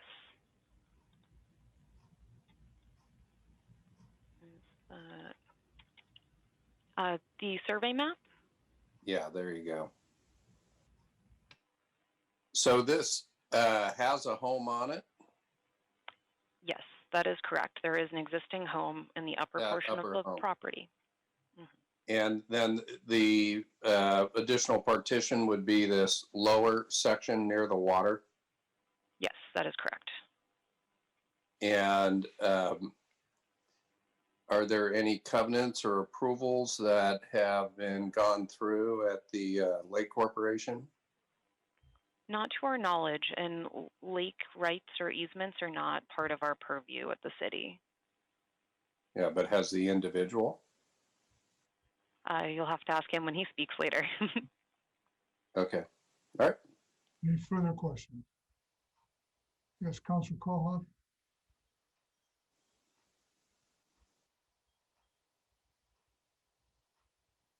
Muted. Sorry. After this pandemic, we're going to have a whole new lexicon of mute yourself. Okay, this is either for Ms. Davis or Mr. Boone. Am I to understand that when we say you wouldn't deny the claim but for a flaw in the submittal, that once there were further documentations after our appraiser appraised their submittal appraisal, that the submissions that came from the applicant, I assume, were saying that they were not flawed, or in other words, they raised the bar past being called a flawed, and vice versa. If we were to find that it should be denied, it would be because the submittals that came after our appraiser was not finding their appraisal adequate. if we were to deny it, we would be saying that those submissions were not sufficient. Am I correct? I think the short answer to that is yes. And if I can take a longer answer and put that in context. ORS 195.310, which is part of Measure 49, Measure 49, of course, has been codified now, requires the applicant to submit an appraisal and both before, 1 year before and 1 year after, and the difference determines the fair market value, the reduction in fair market value. The appraisal is required to meet 3 tests. The appraisal must be prepared by a person certified under either ORS Chapter 674 or 308. It must comply with uniform standards of professional appraisal practice, and it must expressly determine the highest and best use of the property at the time the land use regulation was enacted.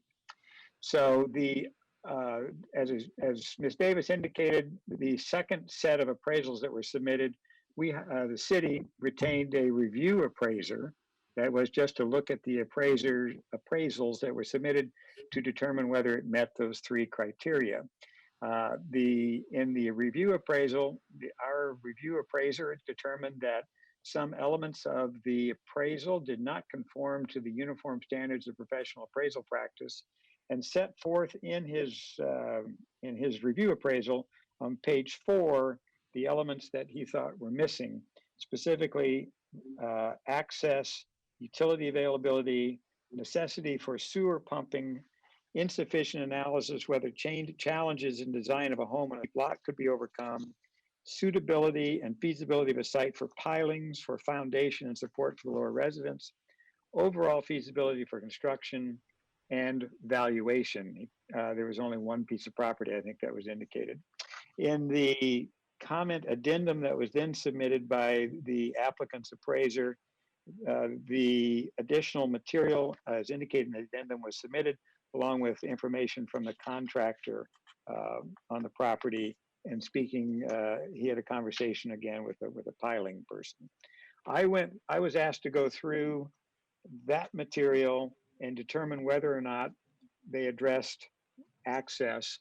And I reviewed the recorded easements on the property. There's 2 access easements on the property, and concluded that it would be likely that they would be able to use those easements for access. On utility availability, the PGE meter is at the base of the road that serves the tram, indicating that power can serve the lower lot, and natural gas connection is nearby. Water sewer is in the area. There is a cost to bring in the water line because it has to be upsized. The contractor indicated the value between 5,000 and 20,000. So they've analyzed, they considered that, which I think the contractor said was, it's a cost, but it's not extraordinary given the value of the property. The sewer pumping, engineering has indicated that yes, a sewer pump would be necessary to pump the residents' sewer up to the line that is in the easement area, and that is permissible. Design of a house on a steep lot. The appraiser included the contractor structural engineer's analysis that the site was buildable. Then as far as suitability for pilings, the contractor also discussed that in the letter. Overall feasibility for construction, the claimant's contractor stated that the building cost should be reasonable due to the increased efficiency of pile driving in the staging area that the lot provides. And finally, as far as the valuation of additional properties, the appraiser cited at least 1 additional property, and the history with that, there was a sale between the time of the first appraisal and the second one, and he says he looked at 4 properties. So from the information that appears there, I concluded that he met the deficiencies identified by the review appraiser. So the point, Councilor Kohlhoff, is that there was nothing to prevent the development of this thing short of this constriction on the easements. We basically have found no flaw fatal flaw on that. But the question is whether or not the appraisal met those 3 subsections I indicated, And based upon the review appraiser's item, checklist of what was missing and the submissions and reviewing the contract addendum, the comment addendum that I looked at, I felt that he did. And Okay, one other question, and then I don't know if this is Mr. Boone or Mr. Paul, but the factual question is still before us. Am I correct about whether or not the feasibility or suitability or possibility of building? In other words, I understood that staff did their analysis and they're coming back with a recommendation, but one alternative is that we would not necessarily accept those factual findings by the deputy city attorney. Am I correct? well, the question, yes, is whether or not the appraisal as supplemented complies with the uniform standards of professional appraisal practice. Okay, thank you. Any other questions of staff? Councilor Mings. Yes, this would either be for Mr. Boone or, well, probably for Mr. Boone. How many Measure 49 issues have we had, or I shouldn't say issues, cases have we had in the city since we passed the ordinance? Well, it's not an ordinance. It's a state statute that was adopted. No, our by flag lot ordinance. Oh, the flag lot ordinance. How many claims have we had since then? Yeah. This is the first claim. This is actually, I think, is the only Measure 49 claim we've had since the measure was passed. Sorry, I misphrased that, but thank you for your answer. Any other questions? Okay, then in that case, it's time for Mr. Tunmore, I think. Yes, so Mr. Tunmore, you do have 15 minutes. I'm going to go ahead and start the timer. I'll hold my hand up when you have about a minute left, okay? You may begin when you're ready. Thanks a lot. Thanks for giving me the opportunity to come and talk to you about this issue tonight. I won't be taking anywhere near 15 minutes, you'll be probably glad to know. But yeah, my name is Neil Tunmore. My wife Claire and I, we've been residents of Lake Oswego for the best part of 20 years. As you can probably tell from my accent, I moved from the UK in 2000 on a short-term assignment and we never left. So we're now US citizens as well. Before I go through this in a little bit more detail than maybe Ellen covered, I would like to thank Ellen and Jessica and Evan because I think we've all been trying to work through the requirements of the Measure 49 system and process. The state does require that there's a support person to help through these claims, but unfortunately that position's been vacant for quite some time now at the state level. So we've been working through, with as many places as we can get to. So it's been new to us, but I really appreciate their help in working with me on trying to figure out what I need to do. So just give you a little bit of background. I'm not a developer, I'm a resident. I just want to build a new house to live in. My wife and I bought this property, excuse me, in May of 2016. And at that time, we knew the property was divisible, or were told it was divisible. And we'd always planned to partition and build closer to the lake once I retired, which I did so last year. So last year, my construction company guy that I hired, Gary Minor from GTM Construction, we set about planning to build a new house. We reviewed utilities and constructability and the space we had, the cost. And then we submitted that partition request in February. And, while that was being reviewed, we met with the piling guys on what would be necessary to support the structure. And then a little shortly after that, Ellen emailed me to tell me about the Ordinance 2762 restriction that we can't have more than 2 flag lots on a private road. And as you can see from that map, our driveway is literally 2 feet from moving into the private road area, but part of my land does actually border the public road. So we worked together, we looked at a number of alternatives, things like moving my driveway, but that would still mean we had more than the allowable number of lots. We even discussed maybe that private road becoming public and the city adopting it, because it is over 900 feet long and serves 4 houses. So the ordinance that was put in place makes complete sense to me in terms of the reasons for it being put in place. I just thought that the ordinance wasn't really there to restrict this type of development, because this is a 900-foot road. And anyway, we were told in advance, we were told just after I'd applied that a letter was sent out to all residents that were potentially impacted by this ordinance, many months in advance.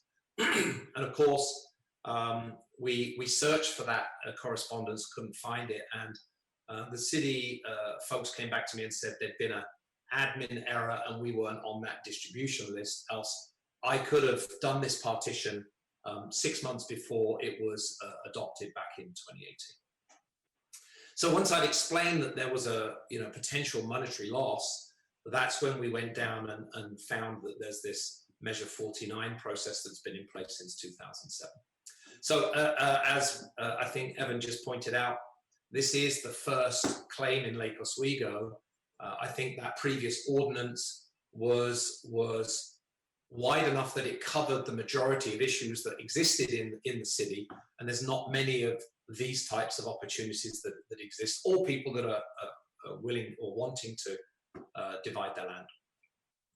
So, to be clear, I'm not seeking a cash settlement here. Measure 49 allows you as the council members to approve either a cash settlement or the ability to move forward with the construction rights, or rather the partition process. As I'm sure you appreciate, the availability of lakefront land is exceptionally rare these days. This was one of the reasons the appraiser was struggling to find comparable sales. And as you'll see from the packet, the ones he did find are significantly smaller, not necessarily in the same desirable location, and extremely expensive. There was one on Lakeview Boulevard that was 6,200 square feet that sold for over $1.8 million. So for us, we've got a house that sits on the top of 39,000 square feet, and we're trying to divide, leave the house up the top, sell that, and then build down on the lower area by the lake.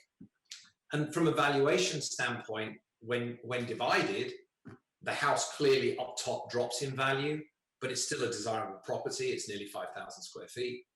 And at the lakeside, we have a boathouse there today, but there's no usable facilities. Getting to the waterfront is somewhat arduous.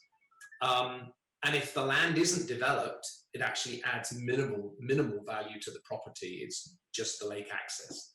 So when if the land is partitioned, it's got huge value.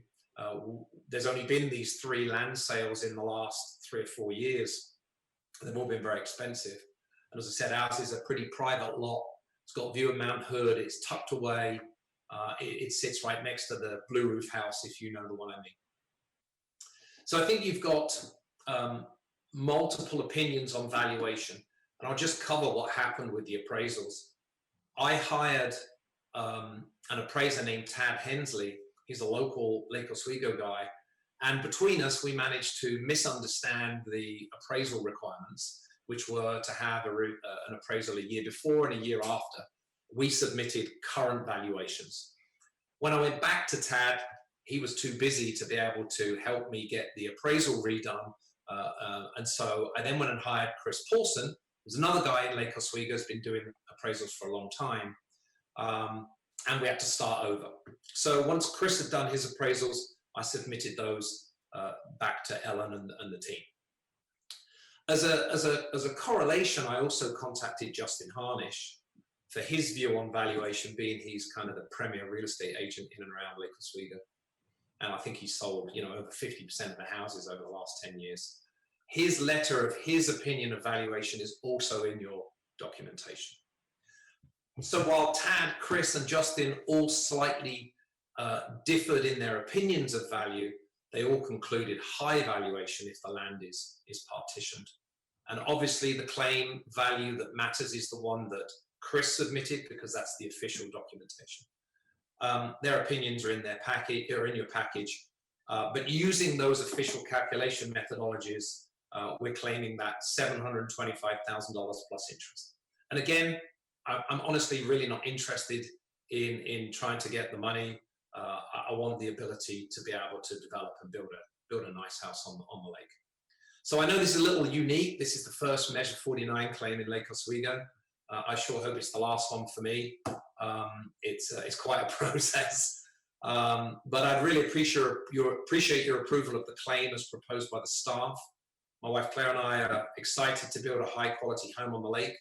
I think the monetary benefit for the city is there's an increase in tax revenue, but certainly for us, it's the ability to build the house that we've dreamed of building since we bought the property. So that's what I'd like to just add to the comments that Ellen had already presented to you. So thanks for your time. If there's any questions on it, I'm happy to answer them. Does anybody have any questions, Mr. Tunwell? Mr. Councilor O'Neill?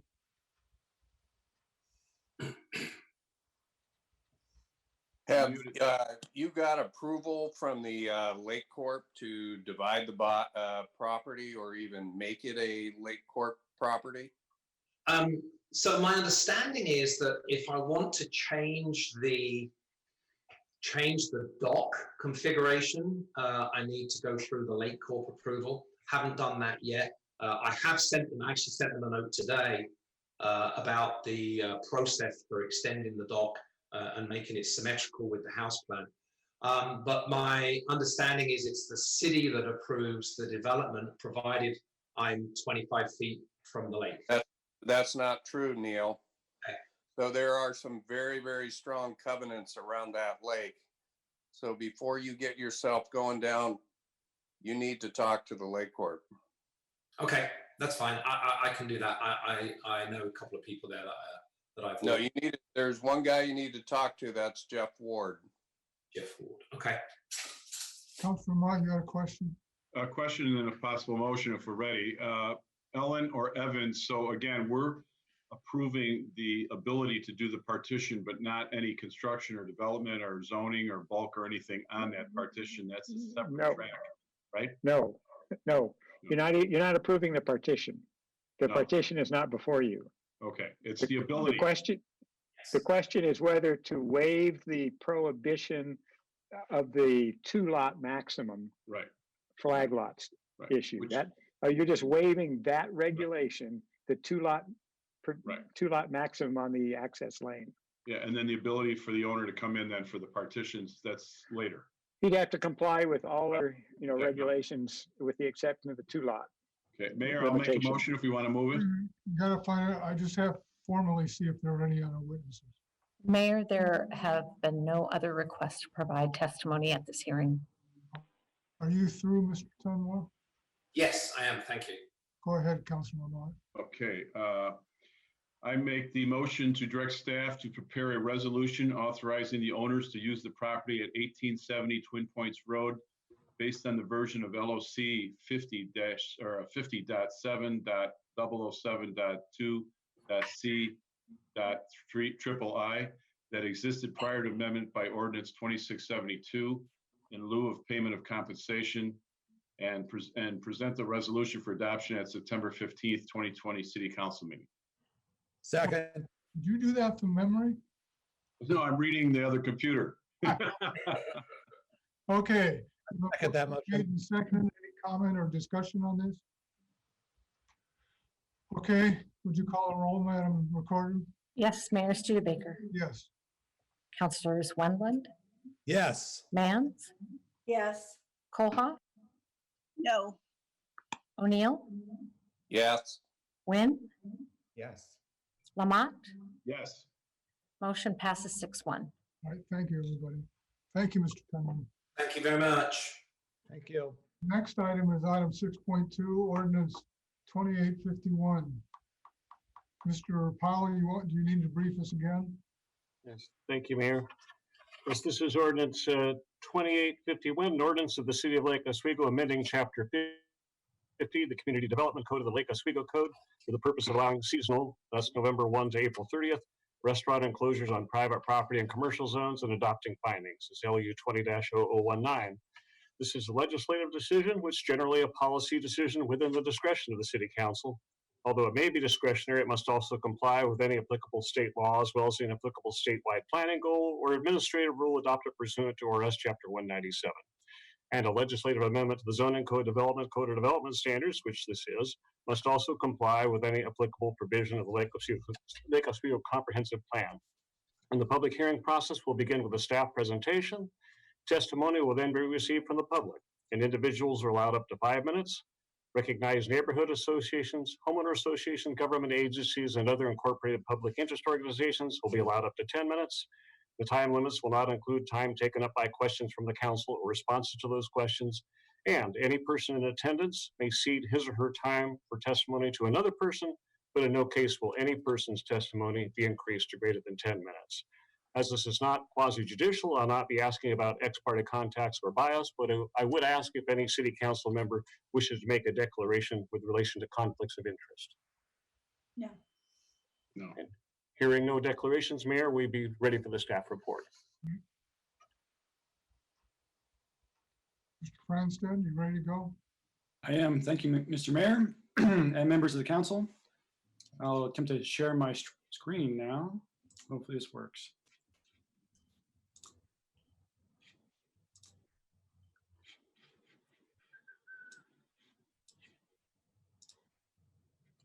Okay, all right, for the record, my name is Evan Franstead. I'm an associate planner.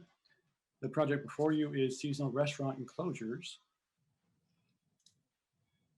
The proposal includes new regulations specifically designed for seasonal restaurant enclosures, which will allow them from November 1st to April 30th on private property, not located in the right-of-way, is what we mean by that, in commercial zones. The goal was to, overall for this project, was to reduce review time and permitting costs. The guiding policy, the city council policy, is to actively encourage business investment and expansion by reducing regulatory barriers, complexity, time, cost, and processing applications, amount and scope of regulations whenever possible without sacrificing community aesthetics and livability. We did receive one additional comment since the Planning Commission hearing that should be submitted in the record as Exhibit G8 is from the Lake Oswego Chamber of Commerce, which was in favor of seasonal restaurant enclosures. This process began in November when we held a pre-application conference for Bamboo Sushi and Chuck E. Pies. They wanted to enclose their existing outdoor dining areas seasonally. We found that during the review of that the current code does not include standards that directly regulate this type of development. It really only allows temporary structures for 14 days. The enclosures are treated as building additions that must meet all standards associated with permanent additions. In this case, for this pre-application, it triggered design standards that required compliance with Lake Oswego style, which prohibit proposed vinyl windows. So this will require a design variance and public hearing necessary to allow the enclosures. The approval process would take approximately 3 to 4 months to process and a little bit over $2,000 in fees, not including building permit fees. After the conference, the applicants proposed that we look at the potential code amendment, and we took that to the Planning Commission in January, and they told us to move forward with the project. After that, the next step was to conduct focus groups in February, one with restaurant owners and business owners, and one with affected neighborhood associations. The business owners and restaurant owners, not surprisingly, were in favor of changing the code to allow for these, but they also were in favor of some design standards and stressed the need for these kinds of outdoor enclosures during the winter, and expressed interest. Several other restaurants expressed interest in installing these sometime in the future, just no timeline as of yet. As for the neighborhood associations, that focus group, not surprisingly again, was largely opposed to changing the code. Some felt that the existing code already has a process in place, even though it requires a design variance, they can go through that. Others expressed concern for the use of vinyl windows, impacts the environment for heating the outdoor areas, potential impacts to parking, and lighting and noise was also discussed. After that, we developed draft code amendments and took it to the Planning Commission on July 27th with the staff report, which is part of the record, that says that basically the proposed amendments, they address all the applicable comprehensive plan policies. So the Planning Commission agreed with us. They recommended approval. But moving forward here, just to give you other examples of what these look like, they do come in different sizes and shapes. Here's 4 examples. I think they're all in the Portland area. One commonality is that they have canvas walls and vinyl windows. Some have removable walls. All are designed to be removed at the end of the season, the winter season. Some look more permanent than others.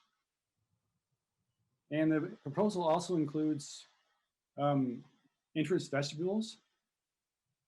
These are typically smaller, less than 50 square feet, that allow for the entrance to be covered to not allow the cold winter wind to get into the restaurant.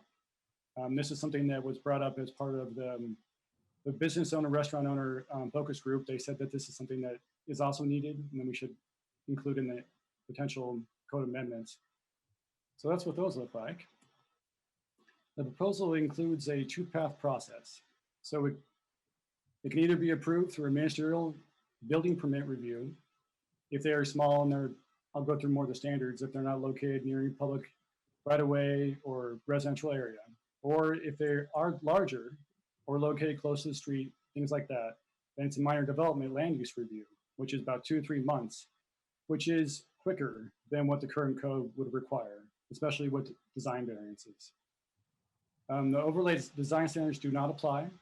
Some of the dimensional standards do, so setbacks, things like that do apply, but not the overlay design standards, so they don't need a design variance for the vinyl windows. Life safety codes, building and fire codes do apply. Building permits are required for these, so that would still be part of the review process. So getting into more depth on the ministerial building permit review, this is allowed if the enclosure is 400 square feet or less, the walls are 12 feet or less in height, located at least 20 feet from a frontage, residential use, public open space, public access easement. And if they are abutting residential use, they need to install a fence or wall that's at least 6 feet in height. If their enclosure is over any of those, doesn't meet any of those criteria, then it requires the minor development review. And this is a standard land use review. It requires a pre-application conference, then a land use submittal with development review, which is sent out to surrounding property owners. The public notice does not require a public hearing unless it's appealed. It does, it does have a process for commercial design standards to make sure that the enclosures integrate into the primary building on site and enclosures elements are complementary to the building. But the overlay design standards do not apply, as I said earlier. And as I said earlier as well, the Planning Commission recommended approval of the proposed code amendments. The proposal complies with City Comprehensive Plan goals and policies, and they recommend adoption of Ordinance 2851 as proposed. And that concludes my presentation. I'd be happy to answer any questions at this time. Councilman Ahmad? Yes. Yeah, I'm not muted. I've got a couple. One is we still have a 5-foot slot or public way that has to be kept open on sidewalks if people want to do sidewalk cafes. Is that correct? So I've run into this in other cities where the cafes creep out into the public way. I was involved in one city where they were allowing a cafe to come out and people had to walk in the street to get around that piece of sidewalk, including wheelchairs, which was just outrageous. So whatever sidewalk cafe that comes out, they have to keep a 5-foot path. Is that correct? According to our code?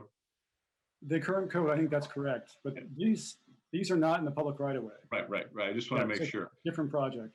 The second thing was you recommended, or Planning Commission recommended May 1st, knowing our summer really starts in July around here. Did anybody ask for June 1st? It's a small detail, but would it be easier to get that in now? There was some discussion at the Planning Commission hearing regarding different timeframes, maybe starting earlier or ending later. Mm-hmm. And we had public testimony from the owner of Chucky Pies, and she felt that November to April was fine. Okay. Third question is, if this is going to be applicable all over the city, is that correct? Commercial zones, yes. that's Okay, correct. so Lake Grove and Boone's Ferry and the commercial zones are all covered. And then last, just a recommendation, if we can get ahead of it on some of our new developments, this is great. If they can get the architects that really think through the design early, that is really good. But nice work, Planning and Building Department. Thank you. Any other questions? Councilman, Yep, real quick. This started in November and we've entered COVID officially, I guess, in March, or our era of COVID in the United States.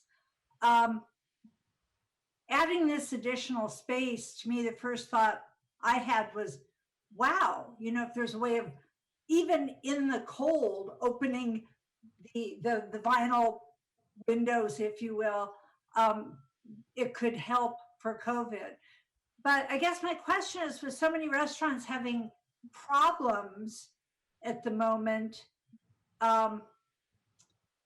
what would be the downside of doing this, if in fact there is a downside? Well, I guess I can talk about what the neighborhoods, what their opposition was. And it was mostly just, well, aesthetics for one. They didn't think that some of these would be the best looking. They're worried about maybe they wouldn't match the building. Parking was definitely an issue that was brought up. Yeah, potential for noise and light and the heating on these. And the vinyl windows, those were the main issues. And when did you meet with the neighborhoods, just out of curiosity? That was in February. The focus group was in February. Got it. Okay, thank you. Thank you very much. any other questions? Councilman Nguyen. Thank you, Evan, for a very thorough report. My question had to do with some of the life safety codes that you had mentioned. I think one of your last slides, that these structures will still have to comply with the life safety. So are you saying that these structures have to be fire sprinklered and like the rest of the space? How would that work? Yeah, they do have to be sprinklered. And it's up to the fire marshal. There's different options. One option is to have sprinklers that are attached to the existing system on the wall outside. But there's some that are very expensive. There's some that aren't as expensive if they can use the existing system inside. But yes, it does require sprinklers. Mm-hmm. Reason I think that it's one of those things where I want to make sure that we're equitable also too, because I think that some of these newer buildings being built within the last couple of years, they may have been able to have been designed with these exterior sprinkler lines that in anticipation of outdoor areas. So I also worry about in terms of tenants that may be restaurants. I'm no longer a restaurateur here in Lake Oswego, but just speaking from the standpoint of a restaurateur, some older buildings, for example, may not be amenable to that because of the restrictions, because of the building itself. And so I want to make sure that that we also somehow build in something where we're able to offer this streamlined process for outdoor structures for restaurants that are in buildings that may not be as easily sprinklered as the newer buildings. Okay, we can take that up certainly. Any other questions of Mr. Prince? All right. I think our next witness is Lisa Shaw Ryan. Is that correct? Yes, Mayor, you have one request to provide some testimony tonight, and we are starting with testimony in favor. That would be Lisa Shaw Ryan. So you can start. You have 5 minutes, and I'll raise my hand when you have 1 minute left. Okay. Thank you for your time tonight. I certainly appreciate it. I just wanted to reiterate some of the things that were in the packet and maybe address some of the questions that you brought up. Evan can correct me if I'm wrong, but my impression, Daniel, is that the fire suppression requirements depend on what is existing in the actual building. So if they weren't required sprinklers before, they have different options. Our building does have sprinklers, although we don't have any exterior sprinkler that was planned for in advance. So we would have to undergo that expense. The other issue that I think was brought up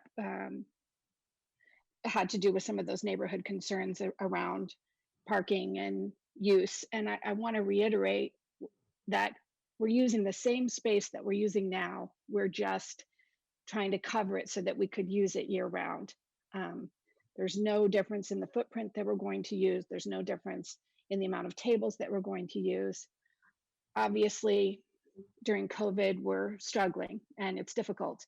I had tried when I initially negotiated the lease on the space to inquire about that awning and doing some advanced planning because people do want to be outdoors and sit outdoors. So this is a long time process coming, and I'm hopeful if we receive approval to move ahead, that I can find a way to pay for it. This is an expensive investment and certainly not one that would be recovered over just one season. But it's very important to me to be able to have the option to do it, especially with COVID, so that we could attempt to, I currently have 10 functioning tables and I don't see that changing anytime in the future. So the minute we have to close the outdoor patio, I'm very concerned about what our actual viability is. So trying to weigh the cost, which is around $50,000, according to my estimates, to build a high quality tent that is of high design and apply the sprinklers and bring the power that would be required to do the heaters. We might have to phase it. We might have to do a couple things to achieve this, but I wanted to advocate for restaurateurs to be able to do this and have this option, pandemic or not. And I'm just appreciative of your consideration. So if anyone, I don't know if I'm allowed to ask if you have questions, but if I can answer anything, I'd be happy to. Thank you. Anybody have any, Councilman? So thank you, Lisa, for that insight. Gosh, that's a lot of money. I mean, I'm thinking, I mean, speaking from, some shared experience, it's money that we don't have right now, right? And I wonder if there's a way that that we as a city can maybe do something like some of our neighbors, where we might allow temporary structures, at least to get us through this winter. I don't know if that's something that Lisa would be appealing to you at all, but I've seen potentially just temporary structures that maybe we allow until the spring, so that at least we get a better sense of, because I think at this point for us, for a restaurateur to spend $50,000 on an awning structure that we quite frankly don't know how this is going to impact, going into the fall, into the winter. So if there's a way that I mean, I know that the restaurateurs that would be willing to do this, but maybe there's something that we can do in the interim to allow them to be able to basically make the business case to themselves too, that this additional 400 square feet or 500 square feet is going to be able to create a return on that investment of money. But I really feel for the restaurateurs, because again, that's a lot of money to be putting up and then not knowing what the payback is. And I think that at this point, it's really just a means of survival. And as such, if we're able to, again, it's probably up to also the residents that live in the areas too, but it may not be as pretty as these the pictures we've seen. But at the same time too, I think nor do we, when I drive by restaurants with their bar stools and chairs up on tables because they can't seat people, we all recognize this is a temporary, just to get us through the stopgap, just to get us through this period. So I don't know if that's been discussed, or maybe that might be steam got shot down by the community, but it's certainly may not be as aesthetically pleasing, but it certainly provides a lifeline to restaurants that really can depend on that extra seating. It's not even extra seating; it's essential seating, because you can't sit them inside. Can I speak to that? Yeah, please. I didn't want to conflate these two issues. This is something that we have been working on prior to the pandemic, but certainly the cost gives me great pause, and you know, I'm very concerned about that. But in our specific position where bamboo and Chucky pies are, there is an opportunity for us to bring something across both patios that would allow us to have that coverage temporarily. I don't have a number. I haven't fully looked at that, but I have spoken with bamboo just because what you're saying is right.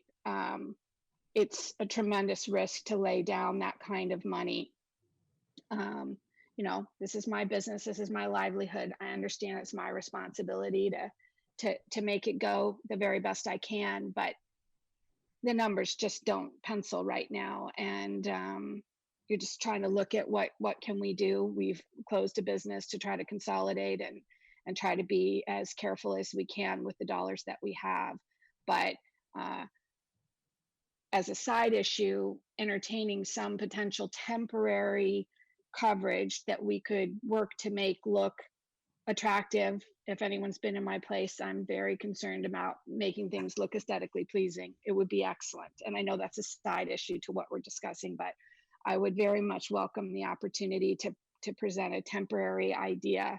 I just was concerned that bringing that up tonight would be not appropriate. I wasn't sure how that would work.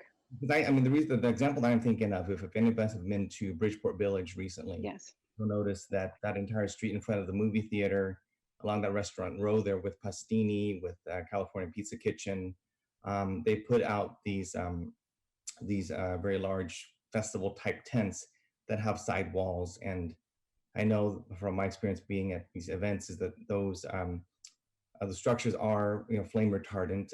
They may not be sprinklered, but as such, I think that if we're able to look to that kind of model where, again, it would be, I think at this point, it's not a luxury. It's not a something that, you know, it's not an extra feature. I think it's a matter of survival. So maybe if the restaurateurs can't ask for it, I would say I would advocate for something similar to what Bridgeport Village did on their streets. I don't know if those roads were public or what.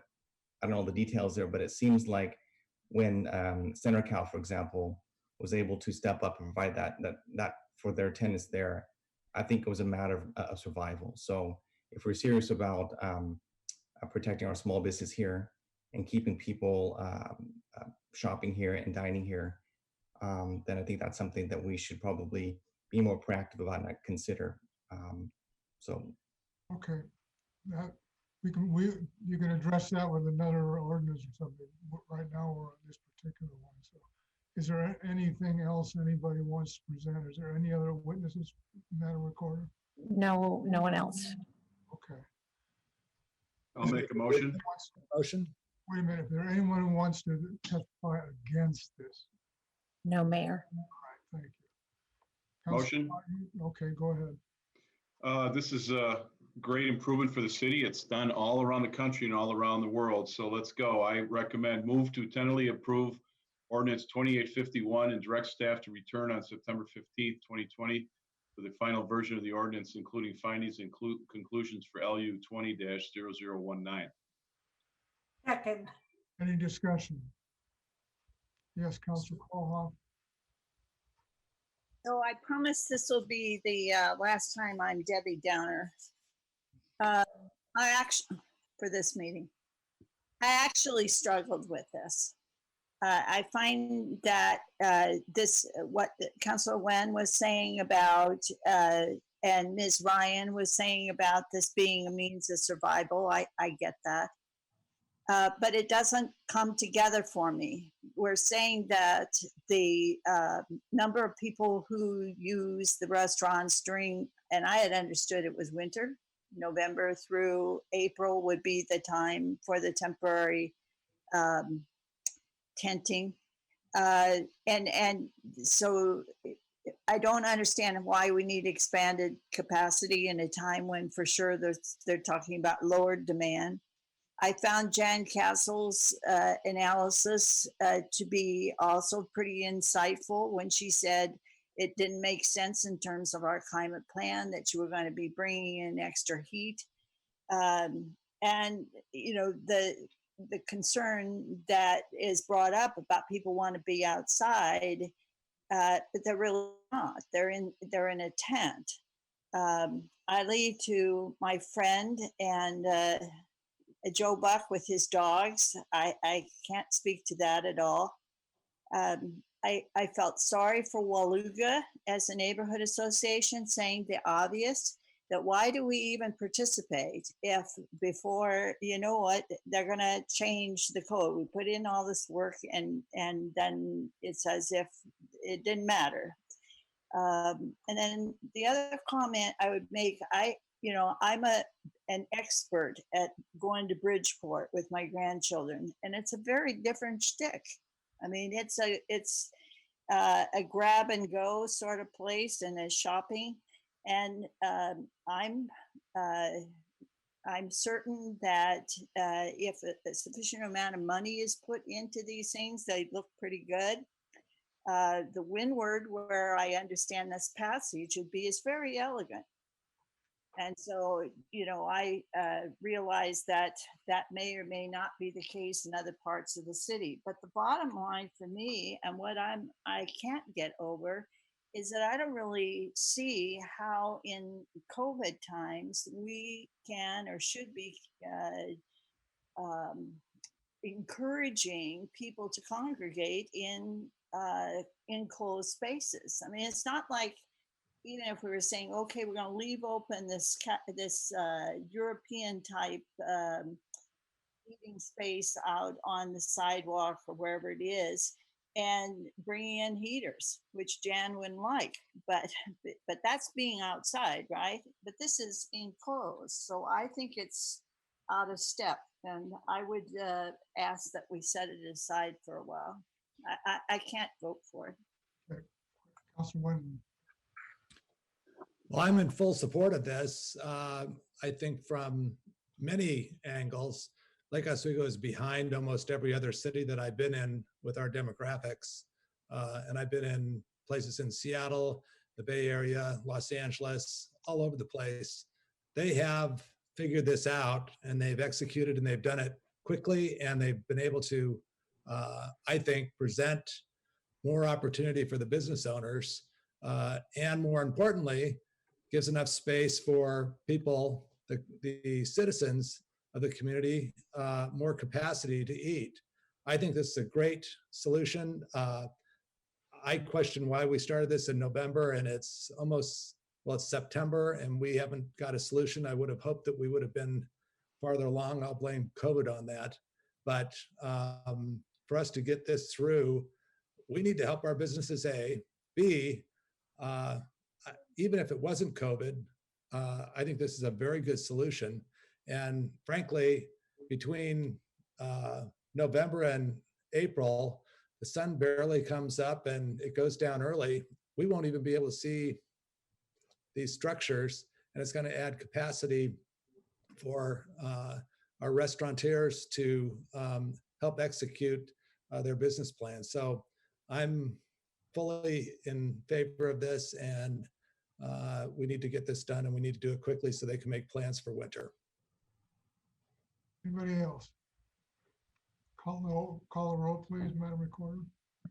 Mayor Studebaker. Yes. Councillor Wendland. Yes. Mans. Yes. Holhoff. No. O'Neill. Yes. Wynn. Yes. And Lamont. Yes. Motion passes 6-1. All right. Let's go on to item 6.3, which is ordinance 2828. Thank you, Mayor. This is ordinance 2828, an ordinance of the City Council of the City of Lake Oswego, amending Chapter 42 of the Lake Oswego Code to add regulations for the use of the public pedestrian walkway portion of Block 137, which is bordered by 1st and 2nd Streets, A Avenue, and Evergreen Road in Lake Oswego. The public hearing process is outlined. We begin with a staff report, testimony with a time limit of 3 minutes per person. The council could adjust that if it wishes, followed by questions of staff and potentially a decision. This is not a quasi-judicial proceeding, so I won't ask about ex parte contacts or bias, but I would ask if any city council member needs to make a declaration relating to conflicts of interest. No. And seeing no one indicating, we would be ready for the staff report, Mayor. Okay. Ms. Davis? Thank you. I am attempting to share. Okay. In 2013, the Lake Oswego Redevelopment Agency entered into a development agreement for the redevelopment of Block 137, which is now known as the Windward. Among other provisions, the agreement required the developer to grant the city an easement for a public pedestrian corridor running east and west between 1st and 2nd Street. Here's another view that might look a little more familiar. The terms of the negotiated easement require the city to adopt regulations governing the use of the pedestrian corridor.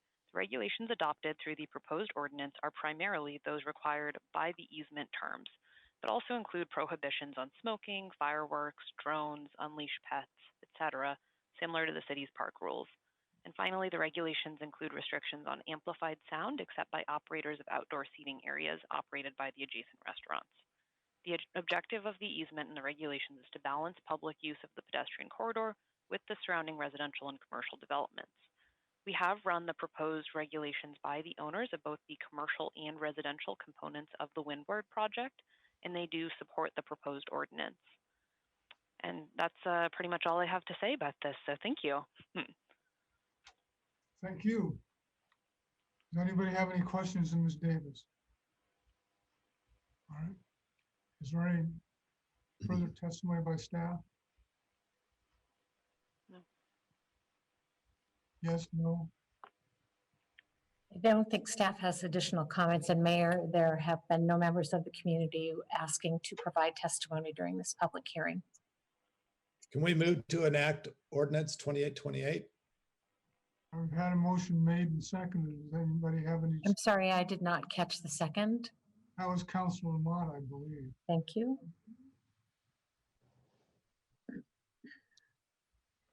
Anybody, any discussion on this matter? Okay, call the roll, please. Mayor Studebaker. Councilors Wendland, Yes. Benz, Yes. Kohoff, Yes. O'Neill, Yes. Wynn, Yes. and Lamont. Yes. Motion passes 7-0. All right, going on to item 7, council business. Are we ready to proceed with that, city manager?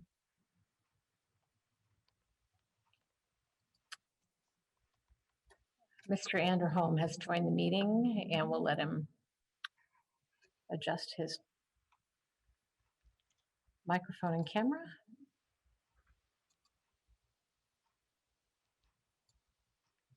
There we go.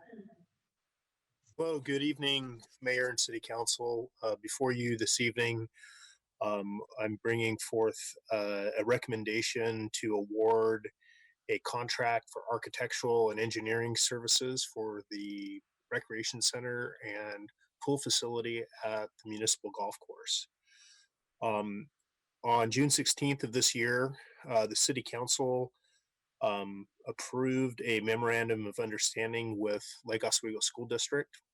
And in that memorandum of understanding, there are 2 next steps. The next steps were 1, hiring a consultant for architectural and engineering services for the center. And then the second was developing an IGA. In August of this year, the department, with collaboration from Lake Oswego School District, put out a request for proposals for architectural engineering services. During that process, we received 13 proposals from all over the United States and 1 firm from Tokyo, Japan. The school district and the Parks Department collaborated in selection, the selection process for this. We interviewed the top 3 candidates based on 5 individual scores. Both myself, our project manager, and our deputy director represented the city, and then the executive director for development from the school district and a project manager represented the school district. Through that process and interviewing the 3 top, it was a unanimous selection of Scott Edwards Architecture. We found that through their proposal and through the interview process, what really put them ahead of the other respondents were their demonstrated ability to deliver projects on budget, understanding of the project. This specific project, they were able to do an enormous amount of homework and as if they had been working on it for months.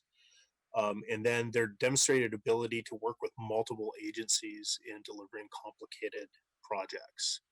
The fourth determining factor that was not in your staff report really had to deal with their true examples of experience in COVID times of doing meaningful community engagement and outreach and getting results and being able to craft decisions based on the community input. Before you, in your packet, you have the attachment of the proposal. And with that, we are recommending that you authorize the city manager to sign the contract with Scott Edwards Architecture in the amount not to exceed $2,532,858 for preparation of 100% construction documents for the Recreation Aquatic Center at the Municipal Golf Course. And I can answer any questions. Councilor Kohlhoff. It's a quick question, and I'm not going to give you trouble. I'm going to vote for this. The question was asked to me, and I didn't know what the answer was. Going forward, if there is a desire for citizen involvement, how does that work? What is the mechanism for a citizen to continue to put input into this process once we sign this contract? As part of the contract, Scott Edwards has brought in JLA, which is a public relations firm and community engagement firm.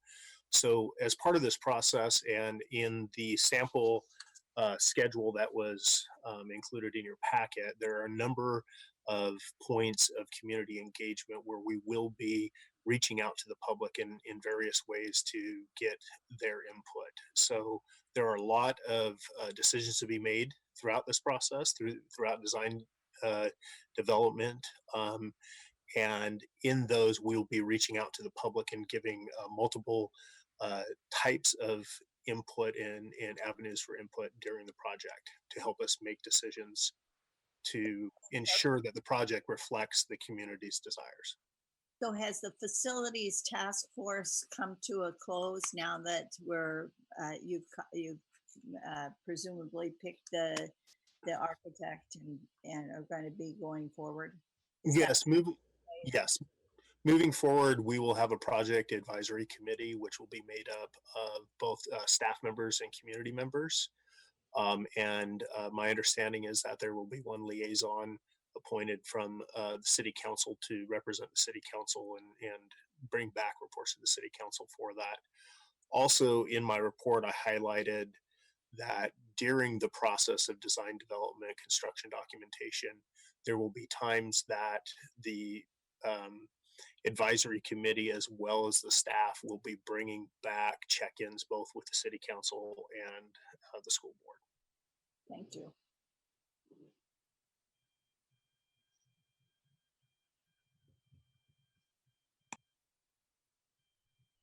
Any further questions by Councilor Mans? Yes. Remind me when we're meeting for the IGA or with the school district. So we are planning on having a meeting later in September that has not been calendared. However, there is a meeting amongst city staff, and I'm looking right now at my calendar. And if Martha knows. Fine, don't just generally. There is a meeting within the next 2 weeks. Yeah, I think our first goal, counselor, is to make sure we have our own sort of house in order about what it is we need out of the arrangement. I know the school district is probably doing the same thing right now, and then to convene a group to talk about the IGA. Yes. Right. And will there be reporting back to council? Oh, yes.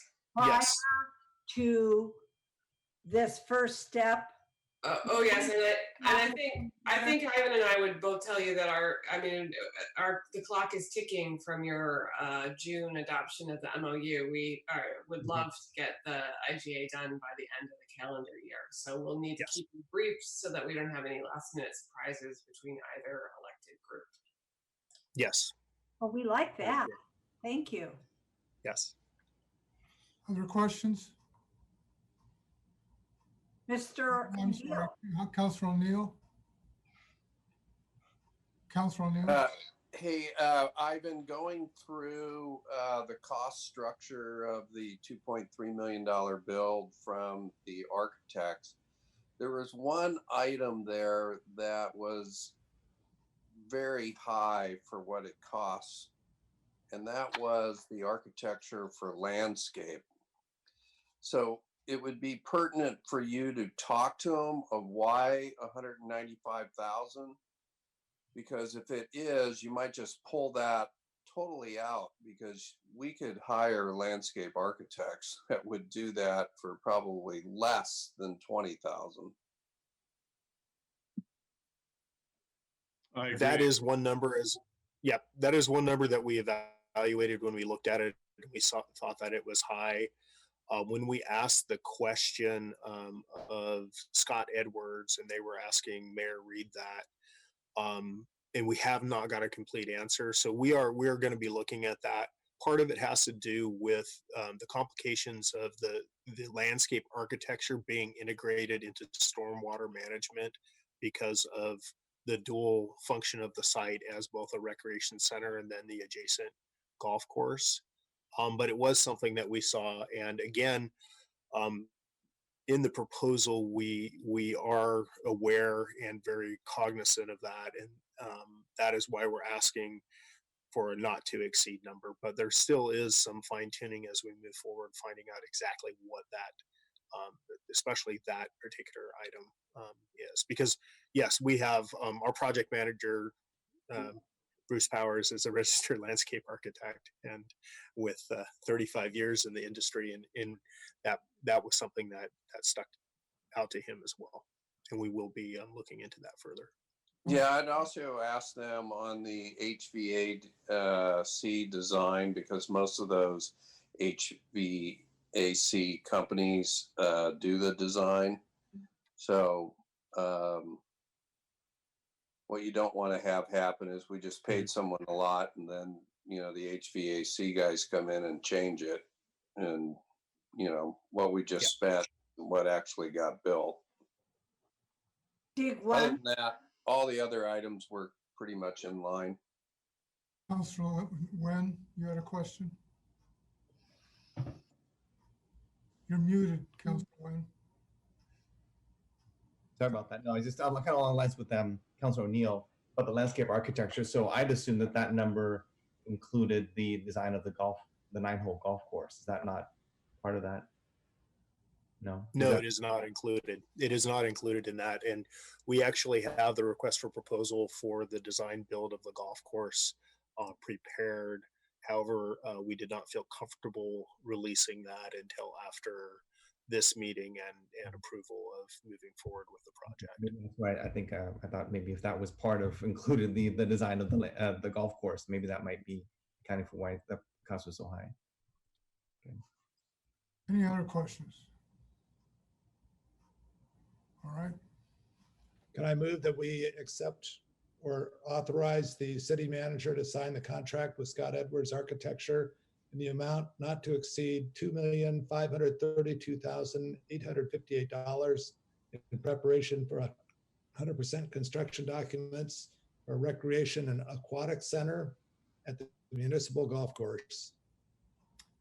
I'll second that. Any discussion? Councilor Lamont? Yeah, I just want to make sure we are giving that as a max, but we adjust that landscape architecture fee, because I think it's high, just like Councilor Nguyen and Councilor O'Neill did. So 2.532858 with some room for staff to get that down, whatever that would be. Not to exceed, that's what it says. Yeah, but it still should be lower. Okay. Any other discussion? Also, Ivan, did I miss it in there? It didn't go into detail of what actually they're designing. And I know that I've been somewhat of a stickler on wanting to know that we're doing a pool, we're doing a basketball gym, we're doing exercise rooms, we're doing offices, we're doing everything we want in that design. Yes, that is correct. And as we move in, taking the concept design and move it forward, the one thing that we made very apparent to everybody that responded was the total budget for the project. And so as we move from the concept design into some design development, you'll notice that this is a very robust cost estimating. I believe that there's 7 or 8 different times that we're going to be looking at estimating as we make decisions. There's both the $30 million, but then also to include all the spaces that the community has said that they desire. So that is included in this proposal. Councilor Mott? Just add that, and correct me, Ivan, I think the architect we're hiring has done the Chehalem Pool Recreation Center for the Park District down there. They did a great job. The director of the district was happy. He showed us all the savings they did and the things they got early rather than have to buy them later. And I'm really confident they know their technical stuff as well as some great design. Yeah, it is the same one. I can confirm that. All right, any other questions, comments? All right, would you call the roll, please? Mayor Studebaker? Yeah. Okay, Councillor Wendland?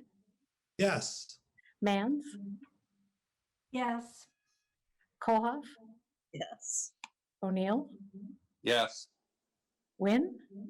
Yes. And Lamont? Yes. Motion passes 7-0. All right, we have one other Thank you. ordinance until we get to the consent agenda, and that's ordinance 2841. Is there somebody who's going to be presenting staff position on this? So Mr. Espy is joining the meeting to field any questions that you might have.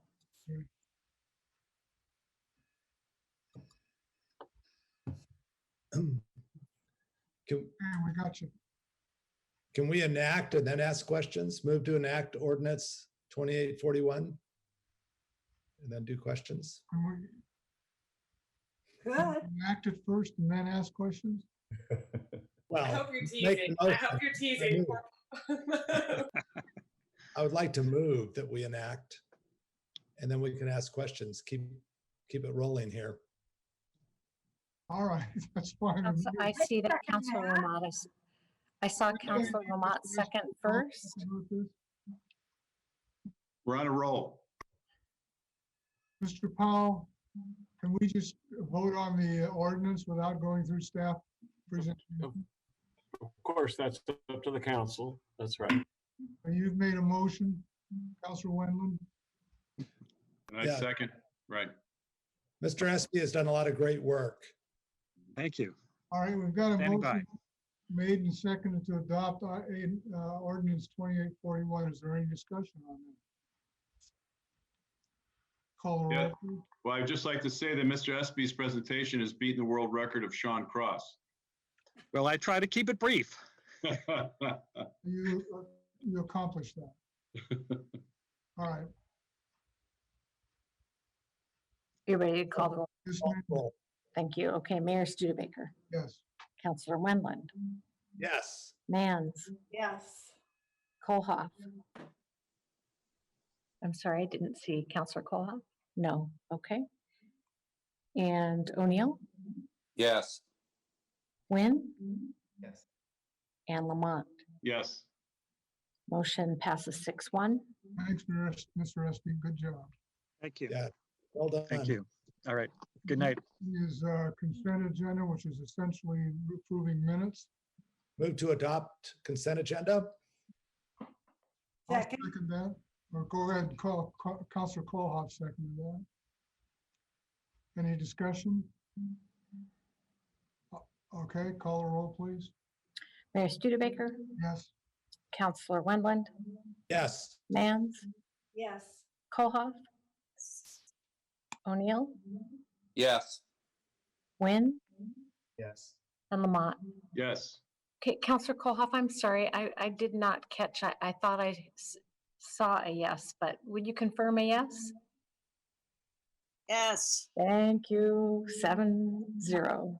Right, folks, we've got a couple of the information council and that kind of thing, but we've also, it's 10 minutes to 10, and we've got Laura business. Would you rather put that off until September 8th, when our next meeting?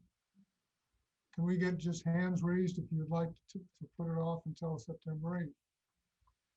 Okay, it looks like that's unanimous. We're gonna have another lengthy meeting on September 8th, I guess, so that's fine. It's getting a little late. All right, so anybody have any information or reports of officers to present? I wanted to let you know about something Scott Siegel and I have been working on. We got a request from a restaurant owner to set up some parking or some tables in their parking lot. And so I thought Scott could talk for just 30 seconds or so about sort of how we're approaching the question. Sure. Thank you, Martha. Good evening, Mayor, members of the City Council. As you might have expected, as we've moved further into businesses reopening and businesses have had more demand, they're looking at more space with physical distancing requirements. We have really 3 different options now with a seasonal enclosure option that is coming to you for final approval. That will add one. We also have cafe seating that's currently allowed by code. There's standards. It's a by right use that restaurants can set up cafe seating in the public right of way along sidewalks where there's adequate space and ADA requirements can be met. A third option that other communities have made available and that we've received our first request for is to sort of reclaim parking spaces on private property. So on-site parking in shopping centers or in standalone restaurant sites. And we have been giving this a lot of thought, actually. And the one obstacle that I think some of the businesses might encounter in looking at this is the off-street parking requirements or conditions of approval that have been put in place with prior development permits. And as you may recall, earlier in the pandemic, we looked at our sign code, we looked at on-street parking time limits, we looked at a variety of non-fire and life safety codes that the city routinely enforces. And we thought, well, how can we provide some flexibility given that it's a limited duration? It's really an emergency that we're dealing with. And so this is something that we're looking at, whether a business would be able to temporarily take over some of their on-site parking. So not in the street, not public parking, but the on-site parking within their development temporarily to provide some additional seating and to meet physical distancing requirements. And the main concern that I would have is not a concern with temporarily displacing parking if they can manage that parking themselves within their site and it's not having a spillover effect into the neighborhoods. The concern, of course, would be to maintain fire and life safety requirements, ADA accessibility, so on and so forth. So this is something that we're looking at. We want to be open to ideas and being flexible where we can. What it would mean is that the city would defer or suspend enforcement of that off-street parking requirement temporarily. Simply means that we would deprioritize that relative to other code enforcement requests that we receive. So I just wanted to get your feedback on that. We're not asking the council to take any action, but we just wanted to bring that request to your attention that we received from the public. Yeah, I said echo. If anybody has any really specific concerns or deep concerns, we'd like to know that now. Councilor Mans? I applaud your creativity in looking at this problem to support our businesses. So no concerns for me. Anybody else have anything to report? All right, in that case. Thank you, Scott. This meeting's adjourned.